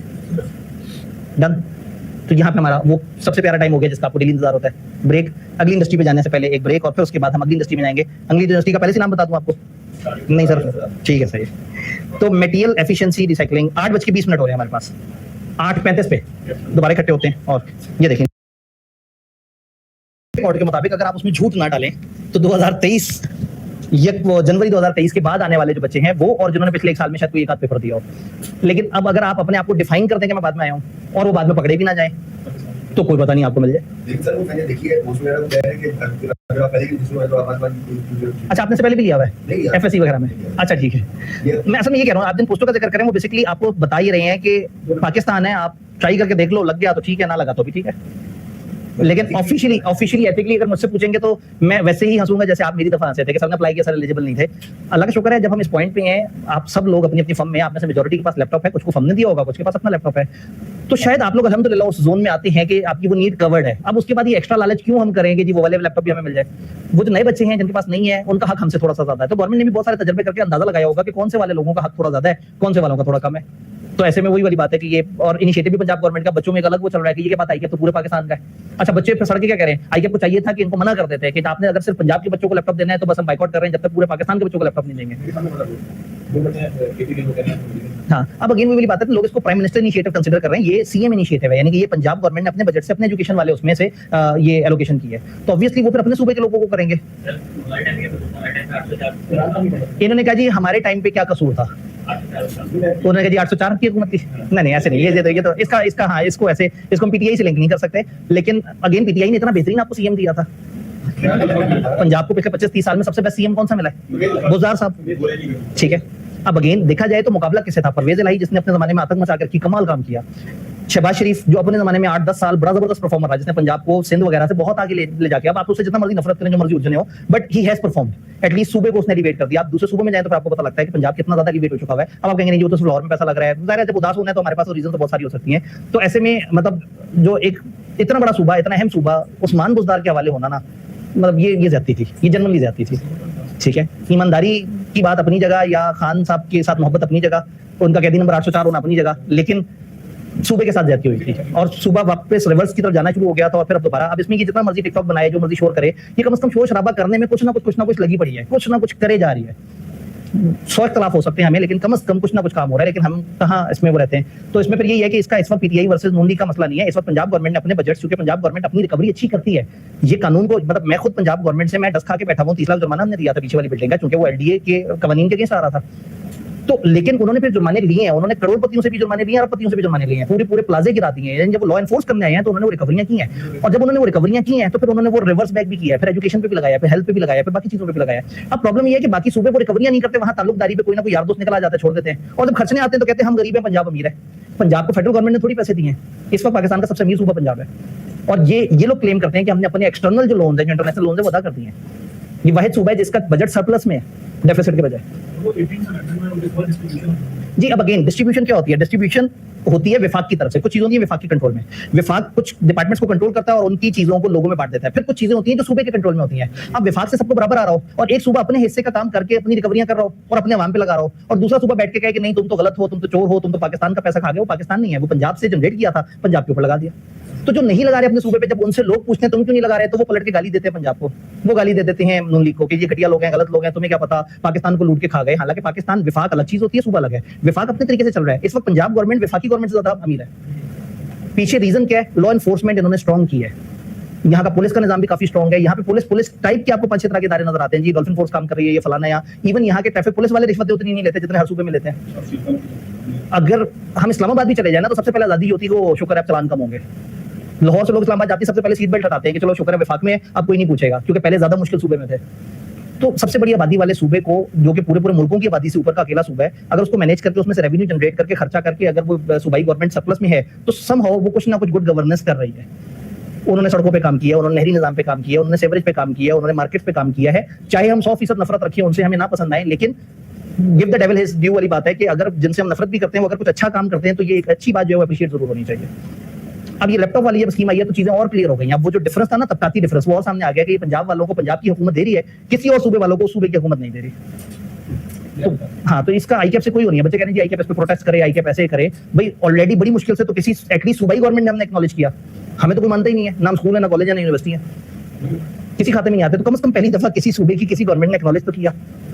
लेकिन अल्लाह करे कि आहिस्ता आहिस्ता मुकाबलेबाजी में दूसरे सूबे की जो गवर्नमेंट्स हैं वो कोशिश करके इस तरह की इनिशिएटिव में घुसें ताकि मुकाबला ही सही, पंजाब से मुकाबला करने के चक्कर में अपने आवाम को तो चीजें देना शुरू करते हैं, वापस इधर आते हैं। ऐसा ना हो कि यहाँ पे जो है ना वो फिर जंग चल पड़े, क्योंकि स्टूडेंट्स के सामने बड़ा खतरनाक होता है, स्टूडेंट फौरन से तड़प जाते हैं, वोट नहीं दिए होते तड़प सबसे पहले जाते हैं। आपने जितनी दफा वोट दिया होगा उससे ज्यादा दफा मैंने पीटीआई को वोट दिया, मतलब वोट तो मैंने उससे बहुत ज्यादा दफा दिया है, लेकिन जितनी दफा आपने टोटल वोट दिया है उतनी दफा तो कम से कम मैंने पीटीआई को वोट दिया है। तो मतलब वही वाली बात है कि ऐसा नहीं है कि जी मैं जो है वो बहुत ज्यादा जो है वो पीटीआई के अगेंस्ट इस तरह से करके, लेकिन मैं वोट देने के बाद कम से कम ये हक रखता हूं कि अगर मुझे जिसको वोट दिया है मुझे उसके विजन से फायदा नहीं पहुंचा या मुझे उसकी गुड गवर्नेंस मेरे तक नहीं मुंतकिल हुई तो मुझे उदास होने का तो हक है। विजनरी इमरान खान से ऊपर कोई नहीं है। मैं मानता हूं कि आज भी उसको माइंड के तौर पे बिठा दिया जाए और वो बहुत सारी अच्छी अच्छी पॉलिसीज बनाए और इंप्लीमेंट करेंगे नून लीग वाले। ये लोग इंप्लीमेंटर है, ये काम करा करू लेते हैं, ये फिर सुनते नहीं है, अपने पराई की नहीं सुनते, सब पूरा कर देते हैं। इस मुल्क में काम करवाने के लिए इसी तरह के लोग चाहिए जो कि कम से कम बस एग्रेसिव होके वो कर दें। ये सोचते नहीं है, वो सोचता है वो करता नहीं है, तो सोच उसकी हो, काम इनको, किलर कॉम्बिनेशन है। हाँ, मैं ये मानता हूँ कि इमरान खान एक बड़ा अच्छा फॉरेन मिनिस्टर हो सकता था, इमरान खान बहुत अच्छा पॉलिसी मेकर हो सकता था कि पॉलिसी वो बनाता और इंप्लीमेंट करती शहबाज शरीफ की टीम। उसको अपनी जो टीम मिली वो माशाल्लाह सारे के सारे सियाने थे।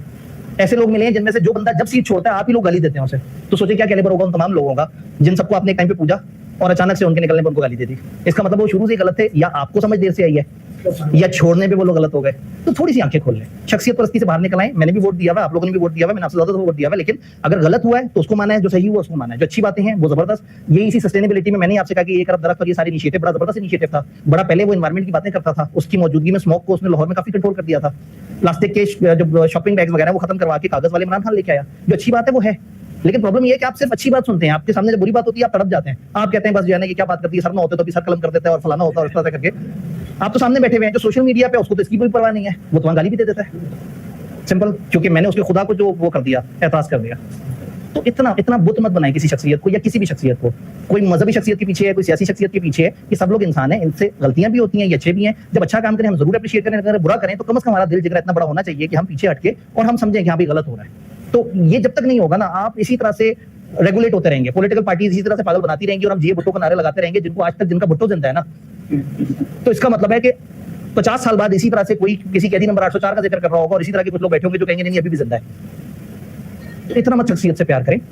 अगर आपको डिलीवर हो रहा है तो वेरी गुड है, डिलीवर नहीं हो रहा तो ये एटलीस्ट ये कहते हैं यार निजाम अच्छा नहीं मिला, नहीं तो मेरा काम परफॉर्म कर लेता। आप ये मानते ही ना, आप कहते नहीं वो तो तूहानी परफॉर्मर है, तुम्हारे मुंह में खाक, जो गलत बात करे तुम ही घटिया आदमी। इतना एक्सट्रीम पे मत जाए, वरना क्या होगा, आपस में नफरतें होंगी, आपस में लड़ेंगे एक दूसरे से, हर वक्त उलझे हुए होंगे, जिस दोस्त से मिलेंगे मिलते साथ ही मूड खराब हो जाएगा, क्योंकि वो आपकी पॉलिटिकल पार्टी के बारे में बुरी बात कर रहा है, आप उसकी पार्टी के बारे में बुरी बात कर रहे हैं। इतना मुश्किल मुल्क है, पहली बड़ी मुश्किल है यहाँ पे चीजें, ऊपर से ये सियासी नफरतों से थोड़ी हमने काम खराब करना है। तो सियासी नफरत से बाहर निकलते हैं और इंडस्ट्री की नफरत पे आते हैं। अपैरल, एक्सेसरीज, फुटवेयर, तस्वीर सामने आने के बाद आप बड़े आराम से बता सकते हैं कि ये क्या किस किस्म की इंडस्ट्री है। ये कलेक्टिवली 3-4 चीजों को जोड़ के एक इंडस्ट्री में पढ़ रहे हैं। इनका लेडीज की ये कपड़े कौन से लेडीज के कपड़े यार, ये कौन लोग हो तो जो है ना, ठीक है। ये पर्स देखने के बाद शायद जो है ना ये लेडीज की तरफ ये चले गए। हाँ जी, ये क्या क्या इंडस्ट्री है? अपैरल का क्या मतलब होता है? कपड़े, एक्सेसरीज, जो उसके साथ के जो गिरदुनवा और आइटम है, फुटवेयर, पाँव में पहनने वाली मुख्तलिफ तरह की चीजें, तो पाँव में पहनने वाली, जिस्म पे पहनने वाली और उससे कनेक्टेड जो कि एक्स्ट्रा आप जो है वो वेरिएबल थिंग्स हैं, खूबसूरती की चीजें हैं, कुछ ना कुछ और साथ कनेक्टेड चीजें हैं। घड़ी भी आ गई जी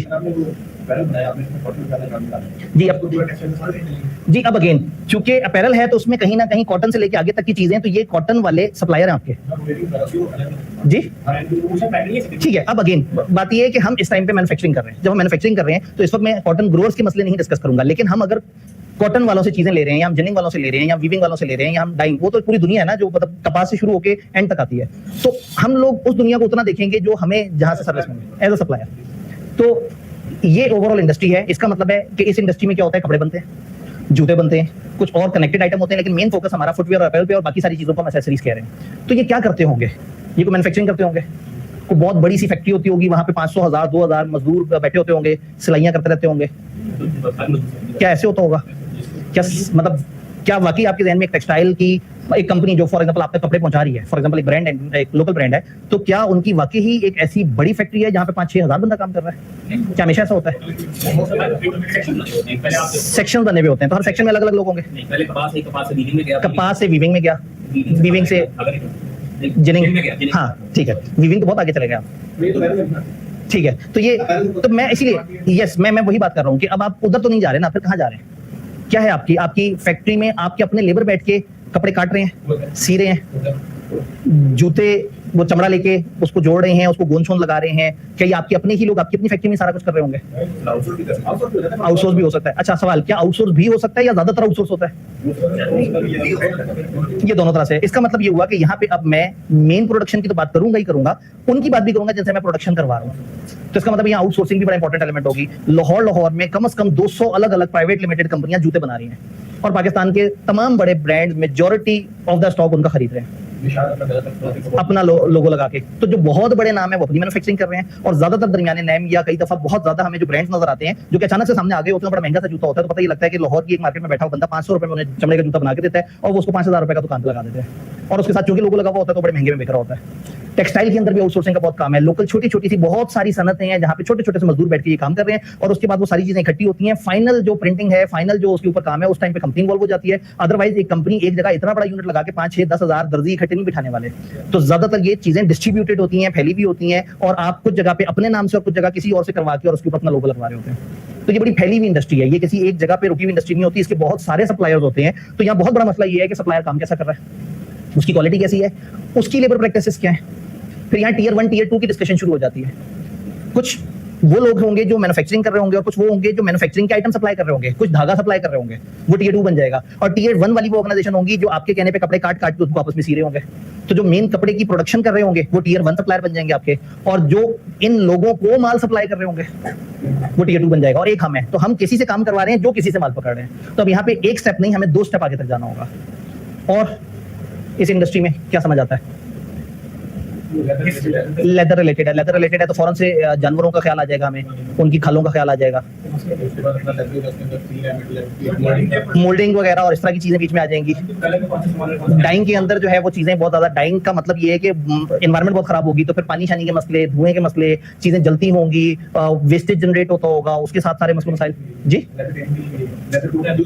लेदर को यूजेबल बनाने के लिए भी उसके साथ पता नहीं किन किन तकलीफों से गुजरना पड़ेगा, कौन कौन से केमिकल लगाने पड़ेंगे, किस किस लेवल पे कितना कितना आंच पे कितना कितना केमिकल्स की मिक्सिंग करके कौन से शोले से कितना जलाना होगा और उससे क्या मार्केट धुआं क्या निकलेगा, मीथेन किस लेवल की होगी, उसके क्या नुकसान आते हैं। चलें, आप लोग अगेन वो देखने से पहले जो इसके अपने वो हैं डिस्क्लोजर टॉपिक, क्या जहन में आता है? अगर ये जनरल सवाल होता है, ये एक एक करके नहीं होता, इस इंडस्ट्री में क्या क्या सस्टेनेबिलिटी रिलेटेड आपको लगता है कि बातें होनी चाहिए? वाटर और केमिकल का इस्तेमाल, कपड़े की जब डाइंग हो रही है, जो कपड़ा बन रहा है, इवन जो उसके अंदर वर्किंग हो रही है, फिर चमड़े के साथ जो बहुत कुछ हो रहा है, तो पानी का और जो केमिकल का इस्तेमाल है वो क्या है, कितना है? वर्क फोर्स से रिलेटेड होगा, जो लोग हैं। अब जाहिर है इसमें फिर अगेन मजदूर आ गए या ऐसे लोग आ गए जिनकी स्किल पाकिस्तान में अनफॉर्चुनेटली बहुत ज्यादा वो नहीं की जाती, अप्रिशिएट नहीं की जाती। तो वो बस वो दरमियानी क्वालिटी के लेबर होते हैं, वो कभी भी एक पढ़ा लिखा लेबर नहीं काउंट होता, वो स्किल्ड है लेकिन मतलब हम उसको सेमी स्किल्ड टाइप कह देते हैं। हम अपने जैसे लोगों को स्किल्ड कह देते हैं और उन बेचारों को जो सबसे ज्यादा मेहनत वाला टेक्निकल काम कर रहे हैं उनको सेमी स्किल्ड कह देते हैं। इसलिए नहीं कि उनके पास स्किल नहीं है, इसलिए कि उन बेचारों को पैसे कम मिल रहे हैं, वो सप्लाई में ज्यादा है और हम सप्लाई में कम है। तो यहाँ सेमी स्किल्ड लेबर बहुत ज्यादा आ जाएगा। तो लेबर रिलेटेड मामला, वर्कफोर्स रिलेटेड मामला, और क्या बातें में प्रोडक्शन के दौरान जो वेस्ट मटेरियल होते होंगे उनकी जो तलाफी वगैरह का मसला होता होगा। और हमारे जो सप्लायर हैं वो किस किस्म के हैं? सप्लायर किस किस्म के हैं, टीयर 1 कितने, टीयर 2 कितने हैं, उन पे हमारी डिपेंडेंसी कितनी है, उनकी प्रैक्टिसेस क्या हैं। और सप्लायर्स को कैसे ट्रीट करते हैं हम पाकिस्तान में? बहुत ज्यादा बात करें हम कीटों का काम, कीटों बेचारे बोलते हैं, मुझे लगता है। ठीक है, सप्लायर्स की अपनी मैनेजमेंट, अपना सिस्टम क्या है? एक तो हमारी सप्लायर से क्या डीलिंग है, पर सप्लायर का अपना निजाम किस तरह का है? प्रॉफिट मार्जिन जो चीजें बनती जाती है कि यूज होने के बाद ये यूज होने के बाद इन सबके साथ क्या होता है, उसका भी तो कुछ हिसाब किताब होना चाहिए ना। जी जब ब्रांडिंग में जब जाती है तो प्रॉफिट मार्जिन जैसे आपने बताया बहुत ज्यादा एक्सप्लॉइट तो नहीं कर रहे हैं। जी, जब ब्रांडिंग में चीज आती है तो प्रॉफिट मार्जिन बहुत ज्यादा हो जाता है। तो कहीं हम बहुत एक्सप्लॉइट तो नहीं कर रहे, कहीं क्वालिटी के गलत क्लेम तो नहीं कर रहे, कहीं बहुत सस्ती प्रोडक्शन करके बहुत प्रीमियम मैटर बना के तो नहीं हम उसको फॉल्स मार्केटिंग करके तो नहीं बेच रहे। जो मेटल वगैरह यूज करते हैं, जो मेटल मटेरियल्स वगैरह हम यूज कर रहे हैं वो इंसानों के लिए नुकसानदेह तो नहीं है। फिर ये कपड़े जिस्म से टच होते हैं और कपड़े की मैन्युफैक्चरिंग में कहीं ना कहीं कुछ केमिकल्स वगैरह भी इन्वॉल्व होते हैं। कहीं तो कपड़ा ऐसा तो नहीं जो जिस्म के साथ ज्यादा देर तक लगा रहे तो लोगों को अजीब अजीब सीचिंग हो, उनको रैशेस पड़े, उनकी स्किन के प्रॉब्लम हो जाए। इवन कपड़ों के अंदर अच्छी खासी रिसर्च होती है। जैसे एक जमाने में ड्राई फिट नाम से एक पूरा स्पोर्ट्स वेयर आया जो कि उस किस्म के स्पोर्ट्स वेयर बनाते थे जो कि हवा को उसके साथ जिस्म की गर्मी के साथ मिक्स करके एक मॉइस्चर क्रिएट करके और उसमें से जो भाप है बाहर निकाल देते थे और जिस्म को ठंडा कर देते थे। तो बहुत सारे एथलीट्स ने उस तरह के कपड़े पहनने शुरू कर दिए जो भागते रहते थे उसको पहन के और उनको पसीने नहीं आते थे, और अगर आते भी थे तो उससे ऑटोमेटिकली उनका जिस्म ठंडा हो जाता था और जिस्म की हरारत कपड़ों के रास्ते निकलती थी। तो वो कपड़े इस तरह के होते थे जो उनको हेल्प करते थे। तो पूरी साइंस है पीछे, केमिकल इंजीनियरिंग है पूरी। तो कौन सा केमिकल किस किस्म का कपड़ा हो, किस कपड़े में हवा आएगी, किसमें नहीं आएगी, कौन से मुल्क के कौन से मौसम के लिए। तो कई दफा कनाडा में -50 टेम्परेचर में भी कुछ लोगों ने जो है 2-3 बड़े पतले से कपड़े पहने होते हैं, लेकिन वो कपड़े ऐसे होते हैं कि उसका मटेरियल ऐसा होता है कि वो बहुत पतला होने के बावजूद शदीद गर्म होता है। और इधर आप एक इतना मोटा स्वेटर पहन के भी पाकिस्तान में -2 टेम्परेचर के ऊपर जो ठिठर रहे होते हैं। तो मटेरियल में फर्क है, यान में फर्क होता है, धागे में फर्क होता है, केमिकल में फर्क होता है, क्वालिटी में, फैब्रिक में फर्क होता है। तो ये सारी चीजें पहननी इंसान ने, उसके लिए नुकसानदेह तो नहीं। चलो इंसान ने पहननी है, 2-3 महीने पहन के अगर उतार दे तो ठीक है, इन्होंने चलना साल है, उसके बाद भी ये कुछ गरीबों को दे दी जाएंगी, फिर वो भी पहन रहे होंगे। तो ऐसी चीज तो नहीं है जो दुनिया में लोगों को प्रॉब्लम्स क्रिएट कर रही हो। और जी जूलरी ऐसे से बता रहा हूं, बस जो एक्सपेक्ट करने वाला किस तरह मतलब क्या कहते हैं यान है, क्या कहते हैं यान भी होता है, जूलरी भी होता है, बस एक्सपेक्ट नहीं करते हैं। तो आप मार्केट एक्सपेक्ट करें, आप सॉल्यूशन के थ्रू एक्सपेक्ट करें। अब अगेन जो आप ये इस तरह से अपने रॉ मटेरियल्स या अपने जो चीजें एक्सट्रैक्ट कर रहे हैं, क्या वो गलत प्रैक्टिसेस तो नहीं? आप बायोडाइवर्सिटी के अगेंस्ट तो नहीं जा रहे? कहीं आप जो है वो बड़े खूबसूरत समंदर से निकले हुए मोतियों के चक्कर में उस सीपी के अंदर जो बेचारा जानवर है उसे तो नहीं मार रहे? कहानी तो बहुत आगे चली जाएगी। जी भाई, फैक्ट्रियां, आप फैक्ट्रियों में काम कर रहे हैं, फैक्ट्रियों में आपके कपड़े के साथ बहुत सारे प्रोसेसेस हो रहे हैं, खासतौर पे डाइंग जो है वो एक बड़ा खतरनाक सा प्रोसेस है। तो वो जो चिमनियां हैं वहां से धुएं भी निकलेंगे, वहां पे फिर स्कोप 1, 2, 3 इमिशंस भी होंगे। अपनी वर्कफोर्स की सेफ्टी के लिए आप क्या काम कर रहे हैं? क्योंकि जिस तरह का काम है इसमें काफी ज्यादा एक्सटेंसिव एफर्ट है, सुई धागे वाला, बड़ा बारीक, बड़ा ध्यान से करने वाला है, लाइटनिंग कम ज्यादा होने से काफी ज्यादा फर्क पड़ सकता है, तो काफी ज्यादा उलझने हो सकती हैं। और एक आखिरी बात पे देखते हैं कि इनके डिस्क्लोजर टॉपिक्स क्या हैं। आखिरी को बात नहीं है, डिस्क्लोजर जी आपने एक वर्ड से यूज कर लिया, ये जो पहले आपने वर्ड यूज किया फॉल्स मार्केटिंग। ठीक है, तो खासतौर पे ये लेदर इंडस्ट्री में फॉल्स मार्केटिंग काफी हो सकता है, इतना बायोमेट्रिक जो प्रेशर है इस चीज पे बहुत हेल्प करता है। ठीक है। एक पॉडकास्ट इधर हालांकि टेक्निकल इंडस्ट्री का भी मतलब बढ़िया बोलते कर सकता है, उसे बोलते हैं। तो इस वाले से भी थोड़ा उन्होंने कहा जी अब बात ये है कि जो कॉमन मिसअंडरस्टूड वर्ड्स होते हैं, अब अगर इन्होंने कहा कि जूते के ऊपर या किसी उस पे लिखा हुआ है कि जनरल लेदर से बना हुआ है, तो हम बड़ा खुश हो जाएंगे कि अरे वाह ये तो ओरिजिनल लेदर है। बकौल उन्होंने कहा उस इंडस्ट्री में जो सबसे हल्की क्वालिटी होती है उसके लिए बोला जाता है जनरल लेदर है, फिर उसके बाद फाइन लेदर है, फलाना लेदर व्हाटसोएवर। तो इस तरह के मसले मसाइल भी हो सकते हैं। तो इसका मतलब है कि ये इसकी रिपोर्टिंग करते हुए हमने अल्फाज का चुनाव बड़े एहतियात से करना, और अगर हमको मुश्किल टर्मिनोलॉजी यूज करें तो हमें एक्सप्लेन भी करनी होगी।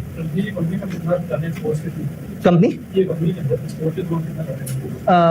कंट्री की इकोनॉमी में एक्सपोर्ट के थ्रू हम कितना कंट्रीब्यूट कर रहे हैं, तो आप थोड़ा सा बिगर पर्सपेक्टिव में जाएं तो अगेन ये थोड़ा सा फाइनेंशियल वाली साइड हो जाएगी, लेकिन स्टिल हम उसे अगर हमारे पास ऑप्शन हो तो हम उसको कवर कर लें। लेकिन प्रॉब्लम ये है कि हमें उन्होंने कहा है कि आपने इन 4 डायमेंशंस पे बात करनी है। इस तस्वीर की एक बड़ी मजे की बात है,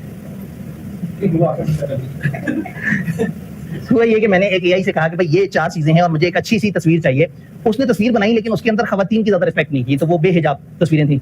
तो मैंने उसे कहा कि नहीं भाई ऐसे नहीं, खवातीन अगर तुम दिखाओ तो वो हिजाब में होनी चाहिए। उसने ये वाले भाई साहब जो है ना वो मतलब यहाँ तक आते आते हिजाब पहनाते ना उसने कहा कि ये जो है ना इसको भी उसने जो है ना वो दाढ़ी मूंछों वाले अंकल को भी उसने हिजाब पहना दिया। टाइम थोड़ा सा कम था, अदरवाइज मैं ये तस्वीर एडिट कर लेता, लेकिन चलो कोई बात नहीं, आपको भी क्लास में पता लगे कि एआई जो है वो क्या क्या करता है, और जो है उसकी बात फिर उसे समझ भी नहीं आती थी दफा। तो अब अगेन अभी रॉ मटेरियल सोर्सिंग करते वक्त वो आसपास की जो हवा में जो पोल्यूशन है उससे इसके कानों पे ना वो हो जाए, तो उसने जाना सेफ्टी जी और धूप से भी बच जाएगा। तो अगेन बाहर नहीं जी, 4 तरह की बातें हैं भाईजान। प्रोडक्ट्स में केमिकल्स, कपड़ा केमिकल्स, धागा, धागे के अंदर के प्रोसेस केमिकल, जूता कहीं ना कहीं केमिकल, जिस मटेरियल से बना है, फिर इवन उसकी गोंद तक के अंदर भी केमिकल है। तो मेजॉरिटी ऑफ ये इंडस्ट्री है इसमें केमिकल का काफी ज्यादा इस्तेमाल है। Then environmental impact supply chain में, आपकी ओवरऑल जो सप्लाई चेन है, आपके पास जो माल आ रहा है और जो जा रहा है, उसमें जगह जगह आपके एनवायरमेंट से रिलेटेड अच्छे खासे इंपैक्ट्स हैं, उस पर बात होती है। Then labour condition in supply chain, कि जो आपकी सप्लाई चेन में थ्रू आउट वो टियर 1, 2 वगैरह के अंदर जो मुख्तलिफ लोग बैठे हैं और जो काम कर रहे हैं, वहां पे क्या हालात हुआ क्या आते हैं। और रॉ मटेरियल की सोर्सिंग, अभी देखें रॉ मटेरियल को वो जो है ना वो अपने हाथ में उठा के उसने कहा जी इसको करें, तो रॉ मटेरियल की सोर्सिंग से रिलेटेड। अब अगेन कुछ ऐसी बातें होती हैं जैसे हम बात करते हैं लेबर कंडीशन, तो कहीं ना कहीं हम किसी और इंडस्ट्री के पॉइंट हमारे ध्यान में होते हैं वो भी चल जाते हैं। रॉ मटेरियल सोर्सिंग में भी थोड़ी पहले भी हमने डिस्कशन की हुई थी, उस तरह की बातें भी इस्तेमाल हो सकती हैं। बहरहाल सामने जो लोग मौजूद हैं यहाँ से शुरू होंगे और वहां तक जाएंगे, अपनी पसंद से एक डायमेंशन पकड़ें और एक मैट्रिक्स आप बता दें। उन्होंने कहा वही बात है जो मैंने पहले की थी कि पानी कितना इस्तेमाल हो रहा है, कितना जाया हो रहा है, और केमिकल्स वगैरह किस तरह के हैं, या केमिकल्स का आपका कितना यूज है। रॉ मटेरियल सोर्स कहाँ से कर रहे हैं, जिस जगह से ले रहे हैं उनकी प्रैक्टिसेस क्या हैं, क्या वो सस्टेनेबल एक्टिविटीज कर रहे हैं या नहीं कर रहे हैं। हम जो केमिकल वाला पानी यूज कर रहे हैं उसको कितना रिसाइकल कर रहे हैं, और हम कहते हैं हम बड़े अच्छे लोग हैं, पानी में केमिकल मिक्स भी हो गया था, हमने ज्यादा पानी जाया नहीं होने दिया, हमने वही पानी पास में बहा दिया और पास खेत थे तो अच्छा चलो खेतों को भी पानी मिल गया, खेत तो उजड़ गए। अब आप तो बड़े हैप्पी हैं इस बात पे कि जी हमने पानी को रिसाइकल कर दिया, हमने पानी को रीयूज कर दिया, हमसे अच्छा तो है कोई नहीं भाई। आपका केमिकल मिला पानी, पता नहीं उस तरह की फसलों के लिए अच्छा था बुरा था, तो ये वाली बातें हो सकती हैं। ये केमिकल्स हार्मफुल भी हो सकते हैं, तो जब हम इसे लेके आते हैं, जब इसे यूज करते हैं उस वक्त हमारी लेबर की सेफ्टी और उस केमिकल्स का जो उसके धुएं और उसके साथ जो मसले मसाइल होते हैं उसके ऊपर हम क्या काम कर रहे हैं। ठीक है ठीक है, सही है। इन्होंने कहा कि जो सारा दिन जो बैठे हुए होते हैं तो वो चूंकि बड़ा बोरिंग सा काम है और वो आवाजार बैठे होते हैं, तो उनके लिए कोई मूवी नाइट होनी चाहिए, कोई जो है ना वो थोड़ा सा कोई एंटरटेनमेंट वगैरह जो है ना, ठीक है बात अपनी जगह सही है कि बड़ा वो रिकरिंग नेचर का टास्क है, बोरिंग टास्क है, तो ऐसे में उन लोगों को रिक्रिएशनल एक्टिविटीज होनी चाहिए। बहुत सारी जगह पे गवर्नमेंट के कुछ रूल्स होते हैं कि खासतौर पे ये जो इंडस्ट्री में केमिकल्स वगैरह रिलेटेड इंडस्ट्री में होते हैं, वहाँ रूस्टर सिस्टम का कॉन्सेप्ट होता है कि शिफ्टें होती हैं इतने आवर्स की, और फिर एक खास टाइम के बाद उन्हें 5 दिन गुजरने के बाद उनको इकट्ठी ब्रेक मिलनी होती है, कुछ 70 घंटे या कुछ इस तरह से करके एक उनका रूल होता है, और उसके बाद दोबारा से उनका साइकिल शुरू होता है। तो उसमें कई दफा गवर्नमेंट ने भी कुछ रेगुलेशन लगाई हुई होती है। तो अगेन इस तरह का जो इंडस्ट्री है उसके लिए गवर्नमेंट के क्या रूल्स हैं, और ऐसे में हम उन लोगों की वेल बीइंग के लिए या उन लोगों के अंदर के इंसान को मरने से बचने के लिए हम उसमें क्या अच्छे इनिशिएटिव्स ले रहे हैं। ठीक है, हमारी जो फाइनल प्रोडक्ट है उसमें नेचुरल रॉ मटेरियल कितना है और आर्टिफिशियल कितना है, और फिर नेचुरल वाला जो है वो आगे रिसाइकलेबल कितना है और आर्टिफिशियल वाला तो वो फिर काम खराब कर देता है। हमारी लेबर मैं नहीं अभी पंखे की वजह से हमारी लेबर ओवरऑल कितनी इंक्रीज हुई है, हमारा टर्नओवर कितना है, कितने लोग हमें छोड़ के जा रहे हैं, कितने % लोग हमारे पास आ रहे हैं, हमसे लोग कितने % खुश हैं।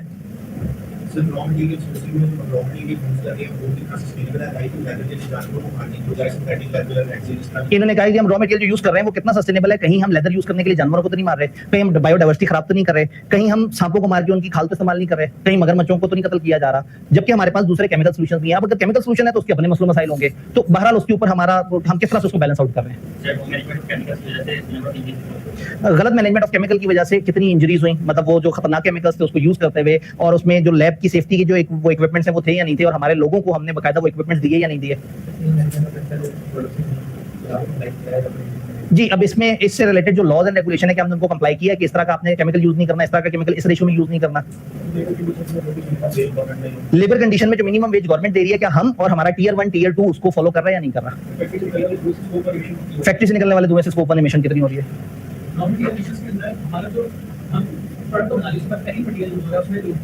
जो हम रॉ मटेरियल बना रहे हैं, प्रोडक्ट बना दी, ये जो प्रोडक्ट का पैकिंग मटेरियल है वो किस तरह का है, वो क्या उसमें प्लास्टिक बैग्स हैं, क्या वो एक नॉन सस्टेनेबल चीज है, और हम उससे किस तरह से अपने आप को बचा रहे हैं, क्योंकि जितनी ज्यादा प्रोडक्ट्स इसका मतलब है उतनी ज्यादा पैकिंग वगैरह। अब ये देखें कि पाकिस्तान में जो जूतों वाले जितने भी ब्रांड्स हैं उसने सस्टेनेबिलिटी को प्रमोट करने के लिए लोगों को जूते बगैर डब्बों के देने शुरू कर दिए, और जब उनसे कहें जी डब्बे दो तो वो कहते हैं नहीं जी वो तो मना है। अच्छा शॉपर दे दो जी, उसके 40 रुपए लगेंगे। तो कहते हैं यार जालिम आदमी, तुमने 4000 रुपए जूते के लिए ले लिए, 40 रुपए और 40 तो हमें कह रहे हो, तुम्हें तो 10 रुपए का पड़ा होगा, दे दो शॉपर जी, कंपनी की पॉलिसी हम क्या करें।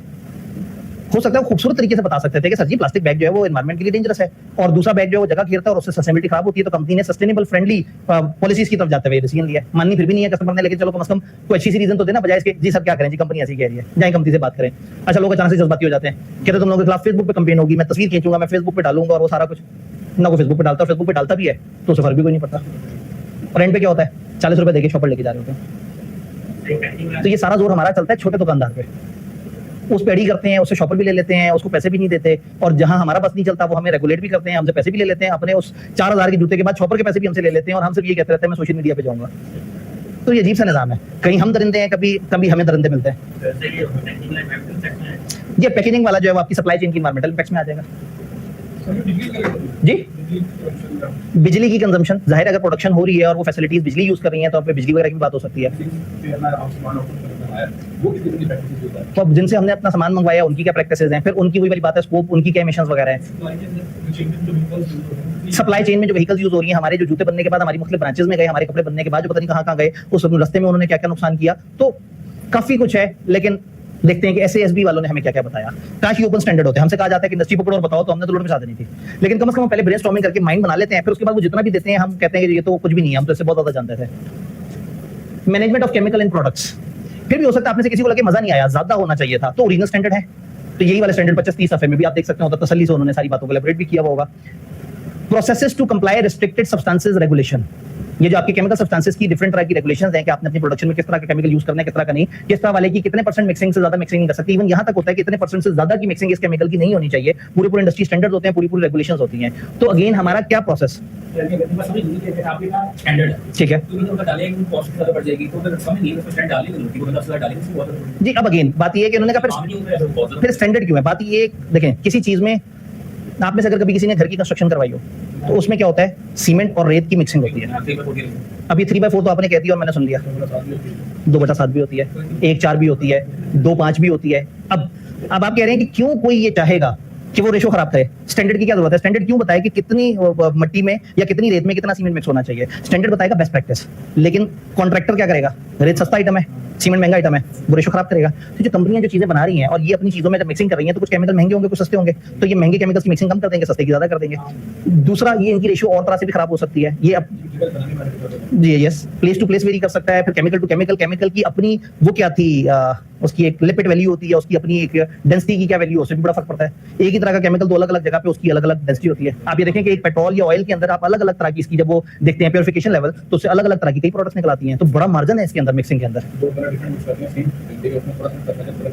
मैंने कहा दो बड़ी प्यारी बात कर दी उन्होंने कहा, डाइंग करते हुए अगर आपने दो कलर मिक्स कर दी और एक कलर की रेशो थोड़ी सी भी आगे पीछे कर दी तो जो आउटपुट कलर आएगा वो आप जो सोच रहे थे डिजाइन उससे डिफरेंट होगा और कस्टमर रिजेक्ट कर देगा, क्योंकि कस्टमर ने खास डिजाइन खास कलर्स का कॉम्बिनेशन देखा हुआ है। तो कलर्स थोड़े से आगे पीछे हो जाए तो फर्क पड़ जाता है। और शायद मर्दों को उतना फर्क ना पड़े, औरतों को तो बहुत फर्क पड़ता है। हम तो गहरे नीले को भी नीला कह देंगे, थोड़ा सा कम गहरे नीले को भी नीला कह देंगे। वो किसी को बरजंडा कह देंगे, किसी को फिरोजी कह देंगे, किसी को आसमानी नीला कह देंगे, किसी को पता नहीं कौन सा नीला कह देंगे।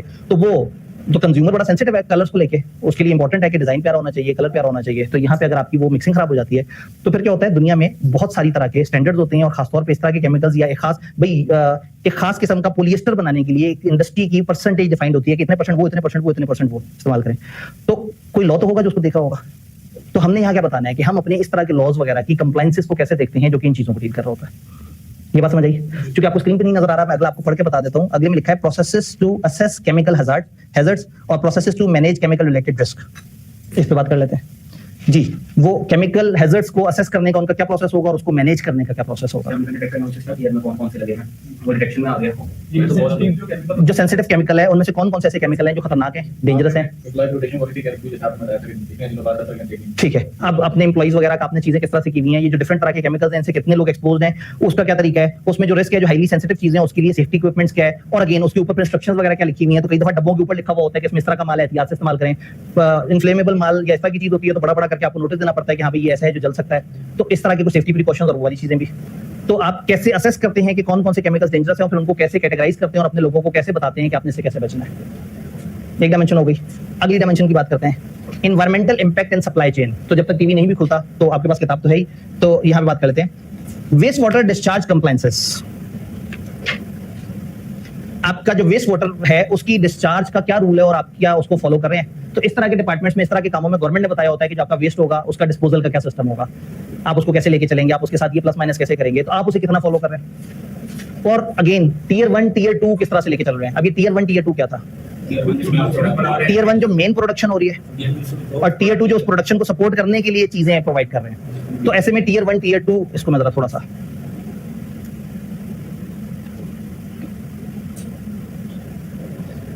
तो again environmental impact and supply chain, water waste water discharge की कंप्लायंस, टीयर 1 फैसिलिटी की जो परमिट कंप्लायंस है उनकी जो परसेंटेज कंप्लायंस है वो कितनी है जिनसे आप प्रोडक्शंस वगैरह करवा रहे हैं, और जो उनको चीजें सप्लाई कर रहे हैं बियॉन्ड टीयर 1 जिसको मैं टीयर 2 कह रहा हूं, यानी कि टीयर 1 के अलावा एनी अदर, उनकी क्या कंप्लायंस की परसेंटेज है। यानी कि वो जो हमारी डिफरेंट तरह की वेस्ट वाटर से रिलेटेड जो डिस्चार्ज के कवानीन है उनकी कंप्लायंस कितने परसेंट उनकी है, कितने परसेंट उनकी है। यानी कि ओवरऑल जो स्टैंडर्ड सेट किए हैं, जो सेट ऑफ रूल्स हैं उनका, फिर इसमें मुख्तलिफ तरह के फॉर्मेट फॉर्म्स होते हैं कि जी हम इस बात को फॉलो कर रहे हैं, इस बात को फॉलो नहीं कर रहे। तो एक उस तरह की एक्नॉलेजमेंट कि हाँ भाई हम किस हद तक कवानीन को फॉलो कर रहे हैं। सप्लाई चेन की वाटर वेस्ट डिस्चार्ज की रिस्क की डिस्क्रिप्शन, हमारा वाटर वेस्ट किस तरह का है, किस किस एरिया पे, और हमारी सप्लाई चेन में कहाँ कहाँ आता है, कहाँ कहाँ आता होगा गंदा पानी सप्लाई चेन में। नहीं आप यानी हमारी सप्लाई चेन में, हमारी सप्लाई हमारे वो परचेज से लेके कस्टमर तक माल पहुंचने तक दरमियान में जो कुछ चाहिए हमारी सप्लाई चेन है, इसमें गंदा पानी कहाँ कहाँ आता होगा जी। यूजेज मतलब हमारे इस सारे प्रोसेस में गंदे पानी का रोल कहाँ से आ गया, या गंदा पानी हमारे कौन से प्रोसेस से निकल रहा होगा। हमारे डाइंग के प्रोसेस से पानी खराब निकल रहा होगा, जब नेटिंग वगैरह हो रही है, ब्लीचिंग वगैरह हो रही है, लेदर के साथ जब हम प्रोसेस कर रहे हैं तो उस टाइम पे, और तो नहीं कोई खराब पानी कहीं। आप कंपनी की पॉलिसी में वाटर डिस्चार्ज मैनेज करें जी, मशीन को कूल डाउन करने के लिए भी, लेकिन वो थोड़ा सा साफ पानी होगा, उसको रिसाइकल करना जरा ज्यादा आसान होगा। ये तो गंदा पानी की बात हो रही है, जो पानी गंदा हो गया हमारी किसी वजह से गंदा होगा जी। और एंड पे जो हम ये गंदा पानी उठा के जो साफ वाटर रिजर्वायर में डाल देते हैं तो वो सारा भी हमने गंदा कर दिया। तो अब ऐसे में हमारी सप्लाई चेन में कहाँ कहाँ रिस्क है और फिर हम उसको किस किस तरह से मॉनिटर कर रहे हैं, हम कौन कौन से स्टेप पे, कौन कौन सी जगह पे खराब पानी को बचाने की कोशिश कर रहे हैं और कहाँ कहाँ खराब पानी को आगे गलत तरीके से पहुंचाने से बचा रहे हैं। क्या करें इस खराब पानी का, फसलों में जा नहीं सकता, रिसाइकल कैसे करें, क्या इसकी कोई मशीन होती होगी, अब या तो आपके पास बहुत ही हैवी किस्म का इंफ्रास्ट्रक्चर हो जो कि खराब पानी के अंदर से फिर केमिकल प्रोसेस करके और साफ कंपोनेंट अलग करे और खराब कंपोनेट, हमारा गरीब बिजनेसमैन तो ये अफोर्ड ही नहीं कर सकेगा। जब ये क्या हो, ठीक है, इन्होंने कहा जिस टाइम पे वो हमारे सारे प्रोसेस से वो निकल रहा है पानी, तो उस टाइम पे हम उसमें ऐसे केमिकल डाल दें जो उसे प्योरीफाई कर दें, उसकी पीएच वैल्यू थोड़ी सी कम कर दें। तो इसका मतलब है कुछ तो दुनिया में कुछ साइंस होगी, कुछ तरीका होगा। आपने बस यही नहीं बताना अपने यूजर्स को कि हमारे गंदे पानी कैसे इस तरह से यूज है, हमारे टियर 1 और अदर देन टियर 1 ये कंप्लायंस परसेंटेजेस हैं, ये हमारे ओवरऑल रिस्क है और इसको मैनेज करने की ये हमारी अप्रोचेज है। फिर टियर 1 का कंप्लीटेड HIGG, FEM और इक्विवेलेंट उसकी परसेंटेज। FEM क्या है, फैसिलिटी एनवायरमेंटल मॉड्यूल। इंटरनेशनल इदारों ने मुख्तलिफ तरह की वर्किंग बनाई हुई होती है, तो ऐसे में HIGG, FEM बेसिकली एक सवालनामा है, एक क्वेश्चन है जो मुख्तलिफ लोगों के सामने रखा गया और उसमें मुख्तलिफ तरह के सवाल पूछे गए कि आप ये वाला काम करते हुए ये वाली एहतियात करते हैं, ये वाली चीज में इस तरह से होता है, क्या उस पानी को ऐसे किया जाता है, क्या प्रोडक्शन वाली जगह में ये एहतियात की जाती है, क्या इस तरह से जो आपकी फैक्ट्री से धुआं निकलता है उसके साथ ये चीज लगाई जाती है, क्या इस तरह से। तो ऐसे में हम अपने एक सवालनामा बनाएं और वो सवालनामा अपनी टियर 1 और बियॉन्ड टियर 1 उनके हवाले कर दें। और ये सवालनामा हमारे बनाए हुए सवाल ना हो, वो स्टैंडर्ड्स के मुताबिक जिसने इस तरह के पैरे से सवाल बनाए हैं कि जिस पे टिक क्रॉस करके एक परसेंटेज कंप्लायंस हमारे पास आ जाएगी, तो हो सकता है हमारे 15 टियर 1 हो और बियॉन्ड टियर 1 हमारे शायद 30 तरह के इदारे हों।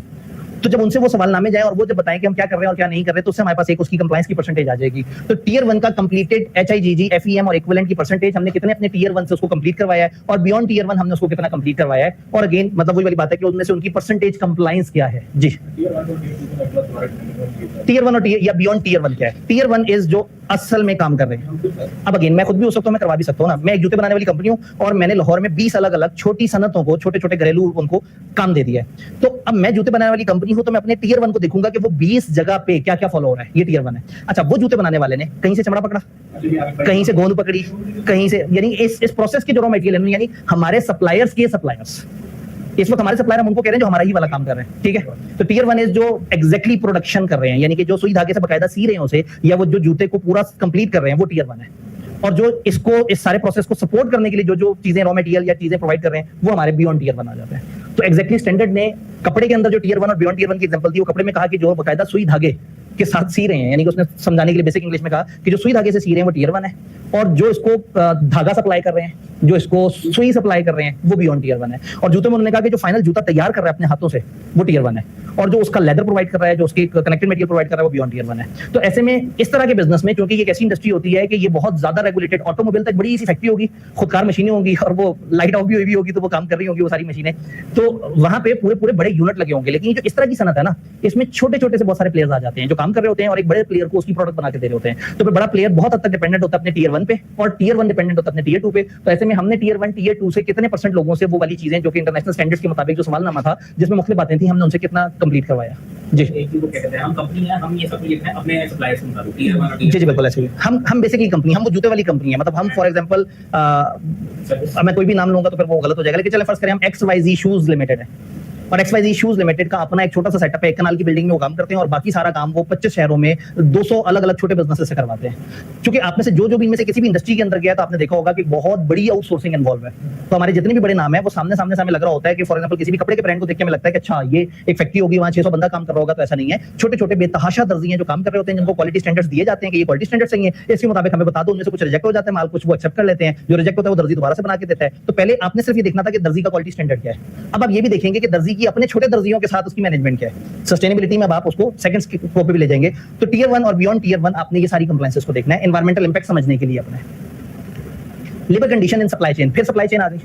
तो यहाँ आपका जो एनवायरमेंटल इंपैक्ट था इसमें भी आपको टियर 1 बियॉन्ड टियर 1 देखना था, और लेबर कंडीशन में भी आपकी ऑडिट कवरेज इंडिपेंडेंस, टियर 1 की जो लेबर कोड की ऑडिट की परसेंटेज के टियर 1 में जी हमारे पास 200 थे, उनमें से तकरीबन 170 ऐसे हैं जिनका जो हमारा लेबर कोड है उसकी कंप्लायंस है, हमने उनका ऑडिट करवाया या उनकी ऑडिट रिपोर्ट हमारे पास और वो अच्छे लोग हैं, वो इतने परसेंट उसको फॉलो कर रहे हैं। बियॉन्ड टियर 1 जो है उनकी परसेंटेज क्या है, थर्ड पार्टी से ऑडिट कितने हुए हैं और उन्होंने अपने ऑडिट खुद कितने कंडक्ट किए। मैंने अपने टियर 1 वाले 200 से कहा कि भाई जरा ऑडिट करवाओ अपनी फैसिलिटी का और मुझे बताओ, तो अब वो उन्होंने खुद करवाया तो वो कितने परसेंट था, और उन्होंने किसी थर्ड पार्टी से करवाया, जो थर्ड पार्टी से करवाएंगे उस पर भरोसा ज्यादा आ जाएगा, और जो उन्होंने खुद किया होगा उस पर भरोसा कम होगा। और इधर तो थर्ड पार्टी पे भी हमें ज्यादा भरोसा नहीं होता। जी, अब अगेन इन्होंने कहा कि फिर क्या हम ये अज्यूम कर रहे हैं कि टियर 1 वालों के पास कोई इंटरनल ऑडिट होगा, तो यहाँ ऑडिट से और क्या मुराद होनी है। उनके सेठ को हम कहेंगे सर जी आप ये काम कर रहे हो, कहेगा हाँ कर रहा हूँ। प्रॉब्लम ये है कि हम पढ़ रहे हैं इंटरनेशनल स्टैंडर्ड और बैठे हुए हैं पाकिस्तान में, तो हमारे जहन में बहुत लोकल छोटे छोटे से बिजनेसेस आ रहे हैं। दुनिया में हर काम पे कागज फ्लो करता है, हर चीज एसओपी के मुताबिक होती है। तो छोटे से छोटे बिजनेसेस भी अगर काम कर रहे होते हैं तो वो अपने किसी करिकुलम फ्रेमवर्क के मुताबिक कर रहे होते हैं। इतना देसी माहौल कहीं भी नहीं होता। पाकिस्तान में तो बिजनेस स्टार्ट करना सबसे आसान है दुनिया में। हम पाकिस्तान को गाली भी बहुत देते हैं, लेकिन पाकिस्तान में बिजनेस स्टार्ट करना एज इजी कि आप आज आइडिया सुने और कल से गोंद पकड़ के और जूते चिपकाना शुरू कर दें। बट बाहर आपको हर चीज के लिए बकायदा लाइसेंस लेने पड़ते हैं, स्टैंडर्ड फॉलो करने पड़ते हैं उस रूल को। तो ऐसे में इंटरनेशनल स्टैंडर्ड एक्सपेक्ट कर रहा है कि आपका जो टियर 1 है वो या तो खुद आप ऑडिट करा के देंगे या थर्ड पार्टी से आप ऑडिट, नहीं तो कुछ नहीं मिल सका तो परसेंटेज बता दो। हम ये नहीं कह रहे कि वो अच्छे हैं या नहीं, हम कह रहे हैं यूजर्स को, अपने यूजर्स को बता दो कि हमारी जो सप्लाई चेन में लोग हैं उनमें से इतने परसेंट ऑडिटेड है और इतने परसेंट अनऑडिटेड है। अब ये यूजर की मर्जी, वो आप पे कितना भरोसा करना चाहता है। लेकिन मतलब ये हुआ करता है जैसे मैंने वेरीफाई करा, अंकल नोट से कराया था, बच्चों ऑर्डर से कराया। ठीक है, सही है। ये सिर्फ किस ऑडिटर के जैसे मैं वो तो हां नाम करता हूं, उसे नेट पे जवाब देता असल में बात यह है कि आप फिर पाकिस्तान में बैठे हुए हैं ना, आपको लग रहा है कि वो ऑडिटर हमेशा वही कहेगा जो उसको सेठ ने कहा। तो हो सकता है बाहर उसी ऑर्गेनाइजेशन में वो अपनी एक बंदे से कहे यार हर चीज चेक करके और सही से रिपोर्ट करना, तो हो सकता है वो अपने सेठ को बताए कि सर जी आपने भी 2 गलतियां की थी, मैंने लिख दी हैं। वो कहेगा जबरदस्त। ये बातें हजम नहीं होती हमें, दुनिया में ऐसा हो जाता होता है। दुनिया में अक्सर जगह पे बड़ी ज्यादा अखलाकी इकदार पाई जाती हैं, हम बर्दाश्त नहीं कर पाते। वही बात है, हमसे तो अपने लीडर की बुराई बर्दाश्त नहीं होती, तो अपने ऑर्गेनाइजेशन की बुराई, इंटरनेशनली क्वालिफाइड ओपिनियन बहुत मिलती है। पाकिस्तान में आप डिस्क्लेमर ओपिनियन ढूंढ के दिखाएं, एडवर्स ढूंढ के दिखा दें। पाकिस्तान अच्छे लोग हैं, यहाँ एडवर्स की जरूरत ही नहीं पड़ती। दुनिया के रिसर्चेस के मुताबिक इंटरनल ऑडिटर सबसे ज्यादा फ्रॉड रिपोर्ट करते हैं। तो इसलिए ज्यादा दुखी ना हो अंग्रेजों के स्टैंडर्ड्स को देख के। अंग्रेज जो है वो ये बहुत एक्सपेक्ट करते हैं कि दुनिया में आज भी ईमानदारी जिंदा है। ऑडिट की फाइंडिंग्स और रेमेडिएशन, आपका ओवरऑल नॉन कंफर्मेंस का रेट कितना है, जो मेन आपकी प्रायोरिटी चीजें थी, जो अहम चीजें थी, उसमें कितने परसेंट आपको लगता है कि हाँ भाई इतनी जगह पे हमारी चीजें फॉलो नहीं हुई। करेक्टिव एक्शन उन सारे जो आपके, फॉर एग्जांपल आपने कहा ये 10 इश्यूज में से 2 इश्यूज बहुत अहम है, लेबर के साथ बुरा हो रहा है और अगर गंदे केमिकल यूज कर रहे हैं तो इसके ऊपर हम एक्शन लेंगे।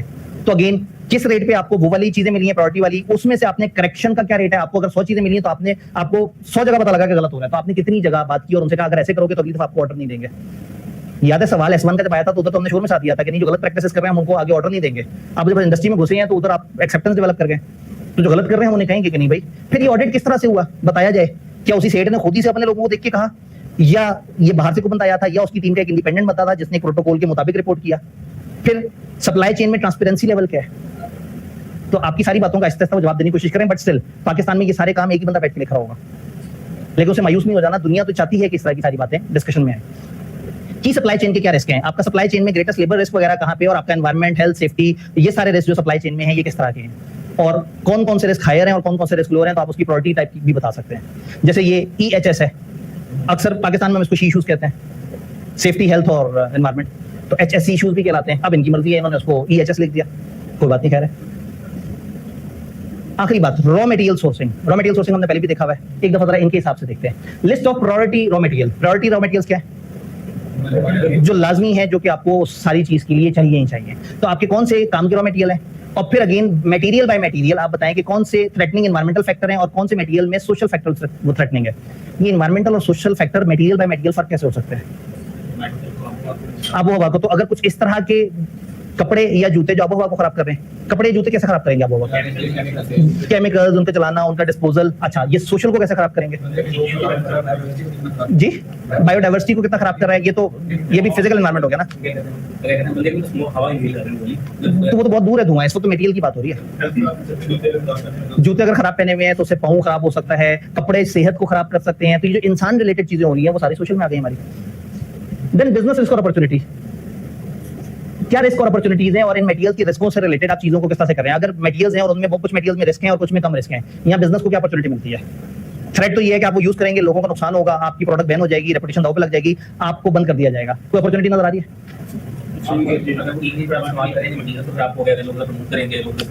आप अगर अच्छा मटेरियल इस्तेमाल करेंगे तो लोग पसंद करेंगे। आप अपनी मार्केटिंग कैंपेन्स में लोगों को बता सकते हैं कि हम उस तरह का मटेरियल इस्तेमाल करते हैं जो आपकी सेहत के लिए अच्छा है, आपके जिस्म के लिए अच्छा है, आपको नुकसान नहीं देगा, हमारा जूता कंफर्टेबल भी है और एनवायरमेंट फ्रेंडली भी है। हम इस तरह से भी करते हैं। तो बेसिकली आपका ओवरऑल जो डिफरेंट तरह के आपके मटेरियल से रिलेटेड, ये जो मटेरियल की सोर्सिंग है और इससे रिलेटेड आपके जो फैक्टर्स हैं उसके ऊपर थोड़ी सी बात की जाए कि क्या है और किस तरह से। सर्टिफाइड सोर्सिंग क्वांटिटीज, आपने प्रायोरिटी रॉ मटेरियल परचेज तादाद में कितना किया, सर्टिफाइड प्रायोरिटी मटेरियल कितना परचेज किया, और सर्टिफाइड की वॉल्यूम बाय स्टैंडर्ड क्या था। ये सर्टिफाइड मटेरियल कौन सा होगा।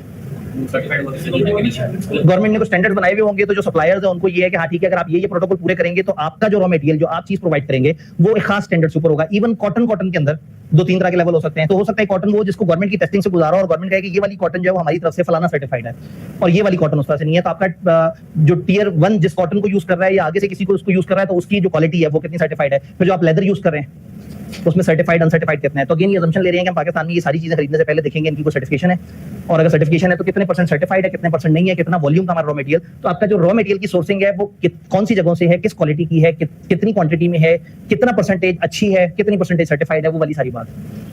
तो यहाँ किताब अचानक से बहुत ही डूबना शुरू हो गई। अपनी मर्जी है, रॉ मटेरियल सोर्सिंग में पहले कुछ और बातें कर रहे थे, लेकिन इस वाली इंडस्ट्री में ये जरा ज्यादा केमिकल और ज्यादा ही स्पेसिफिक टू रॉ मटेरियल हो गए कि वो रॉ मटेरियल जो है वो खतरनाक कितना है।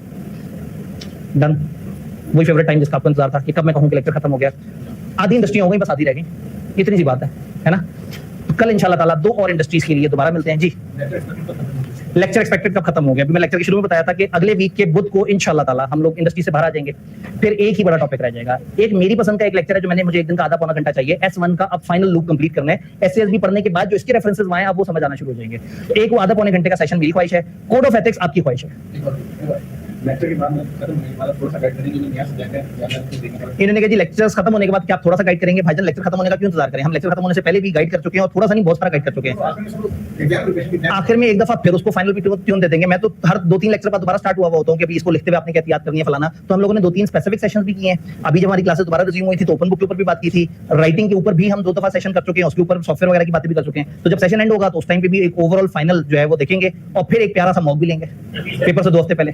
जी ये जो टेस्ट सेशन हो रहा है कि हमें करना चाहिए, यानी ये टेस्ट सेशन किन लोगों के लिए होता है? ये उन लोगों के लिए होता है जो क्लासें आज लेके बैठ जाते हैं और 6-8 महीने बाद फिर सोच रहे होते हैं कि अच्छा हमने पेपर देना है, अब हम क्या करें। तो अगर एक ऐसी क्लास जिसमें साथ-साथ टेस्टिंग होती रही है, यानी हमने 2 दफा ग्रैंड टेस्ट कर ली और 1 दफा फाइनल मॉक भी करना है, तो हमारे लिए ऑफिशियली जरूरत नहीं है। लेकिन अगर आप में से किसी को लगता है कि नहीं मेरी और एक्सटेंसिव टेस्टिंग हो जाए, मैं और प्रैक्टिस कर लूं, तो अगेन नॉट रिकमेंडेड। अगर आपने पिछले ग्रैंड टेस्ट 1-2 वगैरह किए हैं, हाँ अगर आप ग्रैंड टेस्ट 1-2 से गायब थे और आप दिल में कहीं ना कहीं परेशानी है कि हो मैं तो बिल्कुल भी प्रैक्टिस नहीं की, तो फिर ये वाली प्रैक्टिस हो सकती है। इसमें भी क्या होता है कि हम कोशिश करते हैं कि जो बच्चा उसी सब्जेक्ट में एनरोल होता है तो फिर हम टेस्टिंग की टीम से कहते हैं कि आपने अपनी जो प्राइस है उसमें 50% ऑफ इन बच्चों के लिए कर देना जो ऑलरेडी सब्जेक्ट में हमारे पास एनरोल होकर बैठे हुए हैं। तो असूलन जरूरत नहीं है, लेकिन अगर किसी को फिर भी जरूरत है वो अपने तौर पे खर्च करना चाहे तो as a matter of sustainability हम उसकी अमाउंट को 50% जो है वो बार्गेन कर लेते हैं उस एक्सटर्नल असेसमेंट टीम से। तो एंड लाइन ये है कि आपको जरूरत नहीं है, अज्यूमिंग कि ग्रैंड टेस्ट 1, 2 और जो आने वाला मॉक है, अगर आपने उन 2 में से एक भी कर लिया और मॉक कर लिया तो मेरे ख्याल में आपकी एक सफिशिएंट प्रैक्टिस हो गई है जो जबरदस्ती होनी चाहिए। उसके अलावा हम टेस्ट वाली टीम आपसे टेस्ट ले रही है और आपको बोला और आप फिर ना आए जैसे ग्रैंड टेस्ट 1-2 में हुआ है, तो फिर तो सिर्फ आपने पैसे दिए ना एक हौसला लेने के लिए और वो हौसला भी नहीं लिया।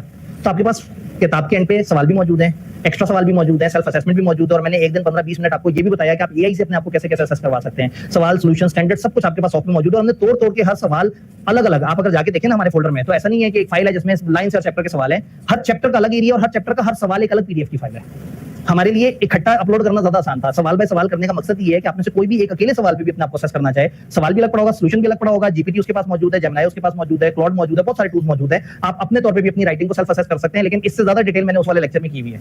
तो जो लोग उस दिन गायब थे और आज चाह रहे हैं कि आज सारी बात पता लग जाता है, ऐसा नहीं है। तो इंशाल्लाह ताला जब हमारा सेशन एंड होगा तो उस वक्त भी हम एक आखिरी डिस्कशन कर रहे होंगे ओवरऑल अटेम्प्ट से रिलेटेड। और फिर मॉक अगर आप लोग देने आए तो जिस दिन आप मॉक देंगे कोशिश होगी कि द वेरी सेम डे उसके ऊपर भी हम डिस्कशन करें। क्वेश्चन की थोड़ी बहुत प्रैक्टिस कराएंगे। अब तक 14 सवाल हम प्रैक्टिस कर चुके हैं। कहाँ थे आप भाईजान? मॉक के सवाल, और अभी मॉक के सवाल खत्म नहीं हुए, अभी जो एरिया खत्म होगा उसके मॉक के सवाल भी हमारे बीच में कवर होंगे। फिर हमारा फाइनल मॉक होगा, उसमें भी हम लोग जो है मतलब मॉडल पेपर के 6 सवाल, फाइनल मॉक के 6-7 सवाल, ग्रैंड टेस्ट 1 में 4 सवाल, ग्रैंड टेस्ट 2 में 5 सवाल। बच्चे की जान लेनी है क्या? एक ऐसा सब्जेक्ट जिसमें आज तक आईके का सवाल ही कोई नहीं आया। आप कह देंगे हम करा देंगे, लेकिन प्रॉब्लम है कि आप लोग फिर उसमें भी नहीं पहुंचे होंगे। तो एक अब वक्त आ गया, पता है कि अब आप सोचें कि मेरे अलावा भी कुछ और लोग सीरियस होने चाहिए, वो आप लोग हैं। हम बहुत सीरियस रह लिए, हमने बहुत ज्यादा काम कर लिया, बहुत ज्यादा नाच लिए, बहुत ज्यादा सर्व कर लिया, बहुत ज्यादा जगह बहुत सारे सवाल बना के दे दिए, आपको सॉफ्ट में प्रोवाइड कर दिए। लेकिन जिस दिन ये वाला ये सामने बैठे हुआ जो वो है ना ग्रुप, जिस दिन ये सीरियस होगा उस दिन काम चलेगा। तो यकीन माने आपके पास कोई ऐसे पिंकी पॉइंट्स बचे ही नहीं है। सीए फाइनल में बड़ा आसान साल होता है, आप एडमिशन लेते हैं 2-3 महीने तक नहीं पढ़ते, फिर आखिरी महीना आता है, मई जैसे ही आता है ना ग्रुप में एकदम से आतंक मच जाता है। एकदम से हर बच्चा कहता है ये कब हुआ, सर ने वो कब कवर कराया, सब कराया, और तकरीबन 2 घंटे बाद सारे बच्चे ये तय करके बैठ जाते हैं हमारे साथ फ्रॉड हो गया। क्योंकि वो जागे ही मई में होते हैं और उस वक्त वो कोशिश कर रहे होते हैं, उस वक्त उन्हें वो लेक्चर पढ़ने का टाइम नहीं होता। अब लेक्चर के बीच में टीचर ने कहीं राइटिंग की बात की होती है, कहीं कुछ और बात की होती है, वो चीज मिस हो जाती है। तो इस वक्त इस सस्टेनेबिलिटी में यकीन माने, मतलब इसमें अगर कोई ये कहे कि नहीं ये जो है ना सर ने फलाना ऐसे नहीं कराया, इसमें तो ओवरडूइंग हुई है। जो किताब में भी नहीं थी चीजें वो भी कराई हैं, उनका मॉडल पेपर भी डिस्कस किया है, अपने तौर पे भी डिस्कस किया है, आपको किताब नोट समेत प्रोवाइड की है, स्लाइडें साथ साथ प्रोवाइड कर रहे हैं। अब इस वक्त ये एज इट इज आपके पास है तो उसकी हैंडआउट नहीं दे रहे, वरना हर स्लाइड 100% हैंडआउट में भी मौजूद है।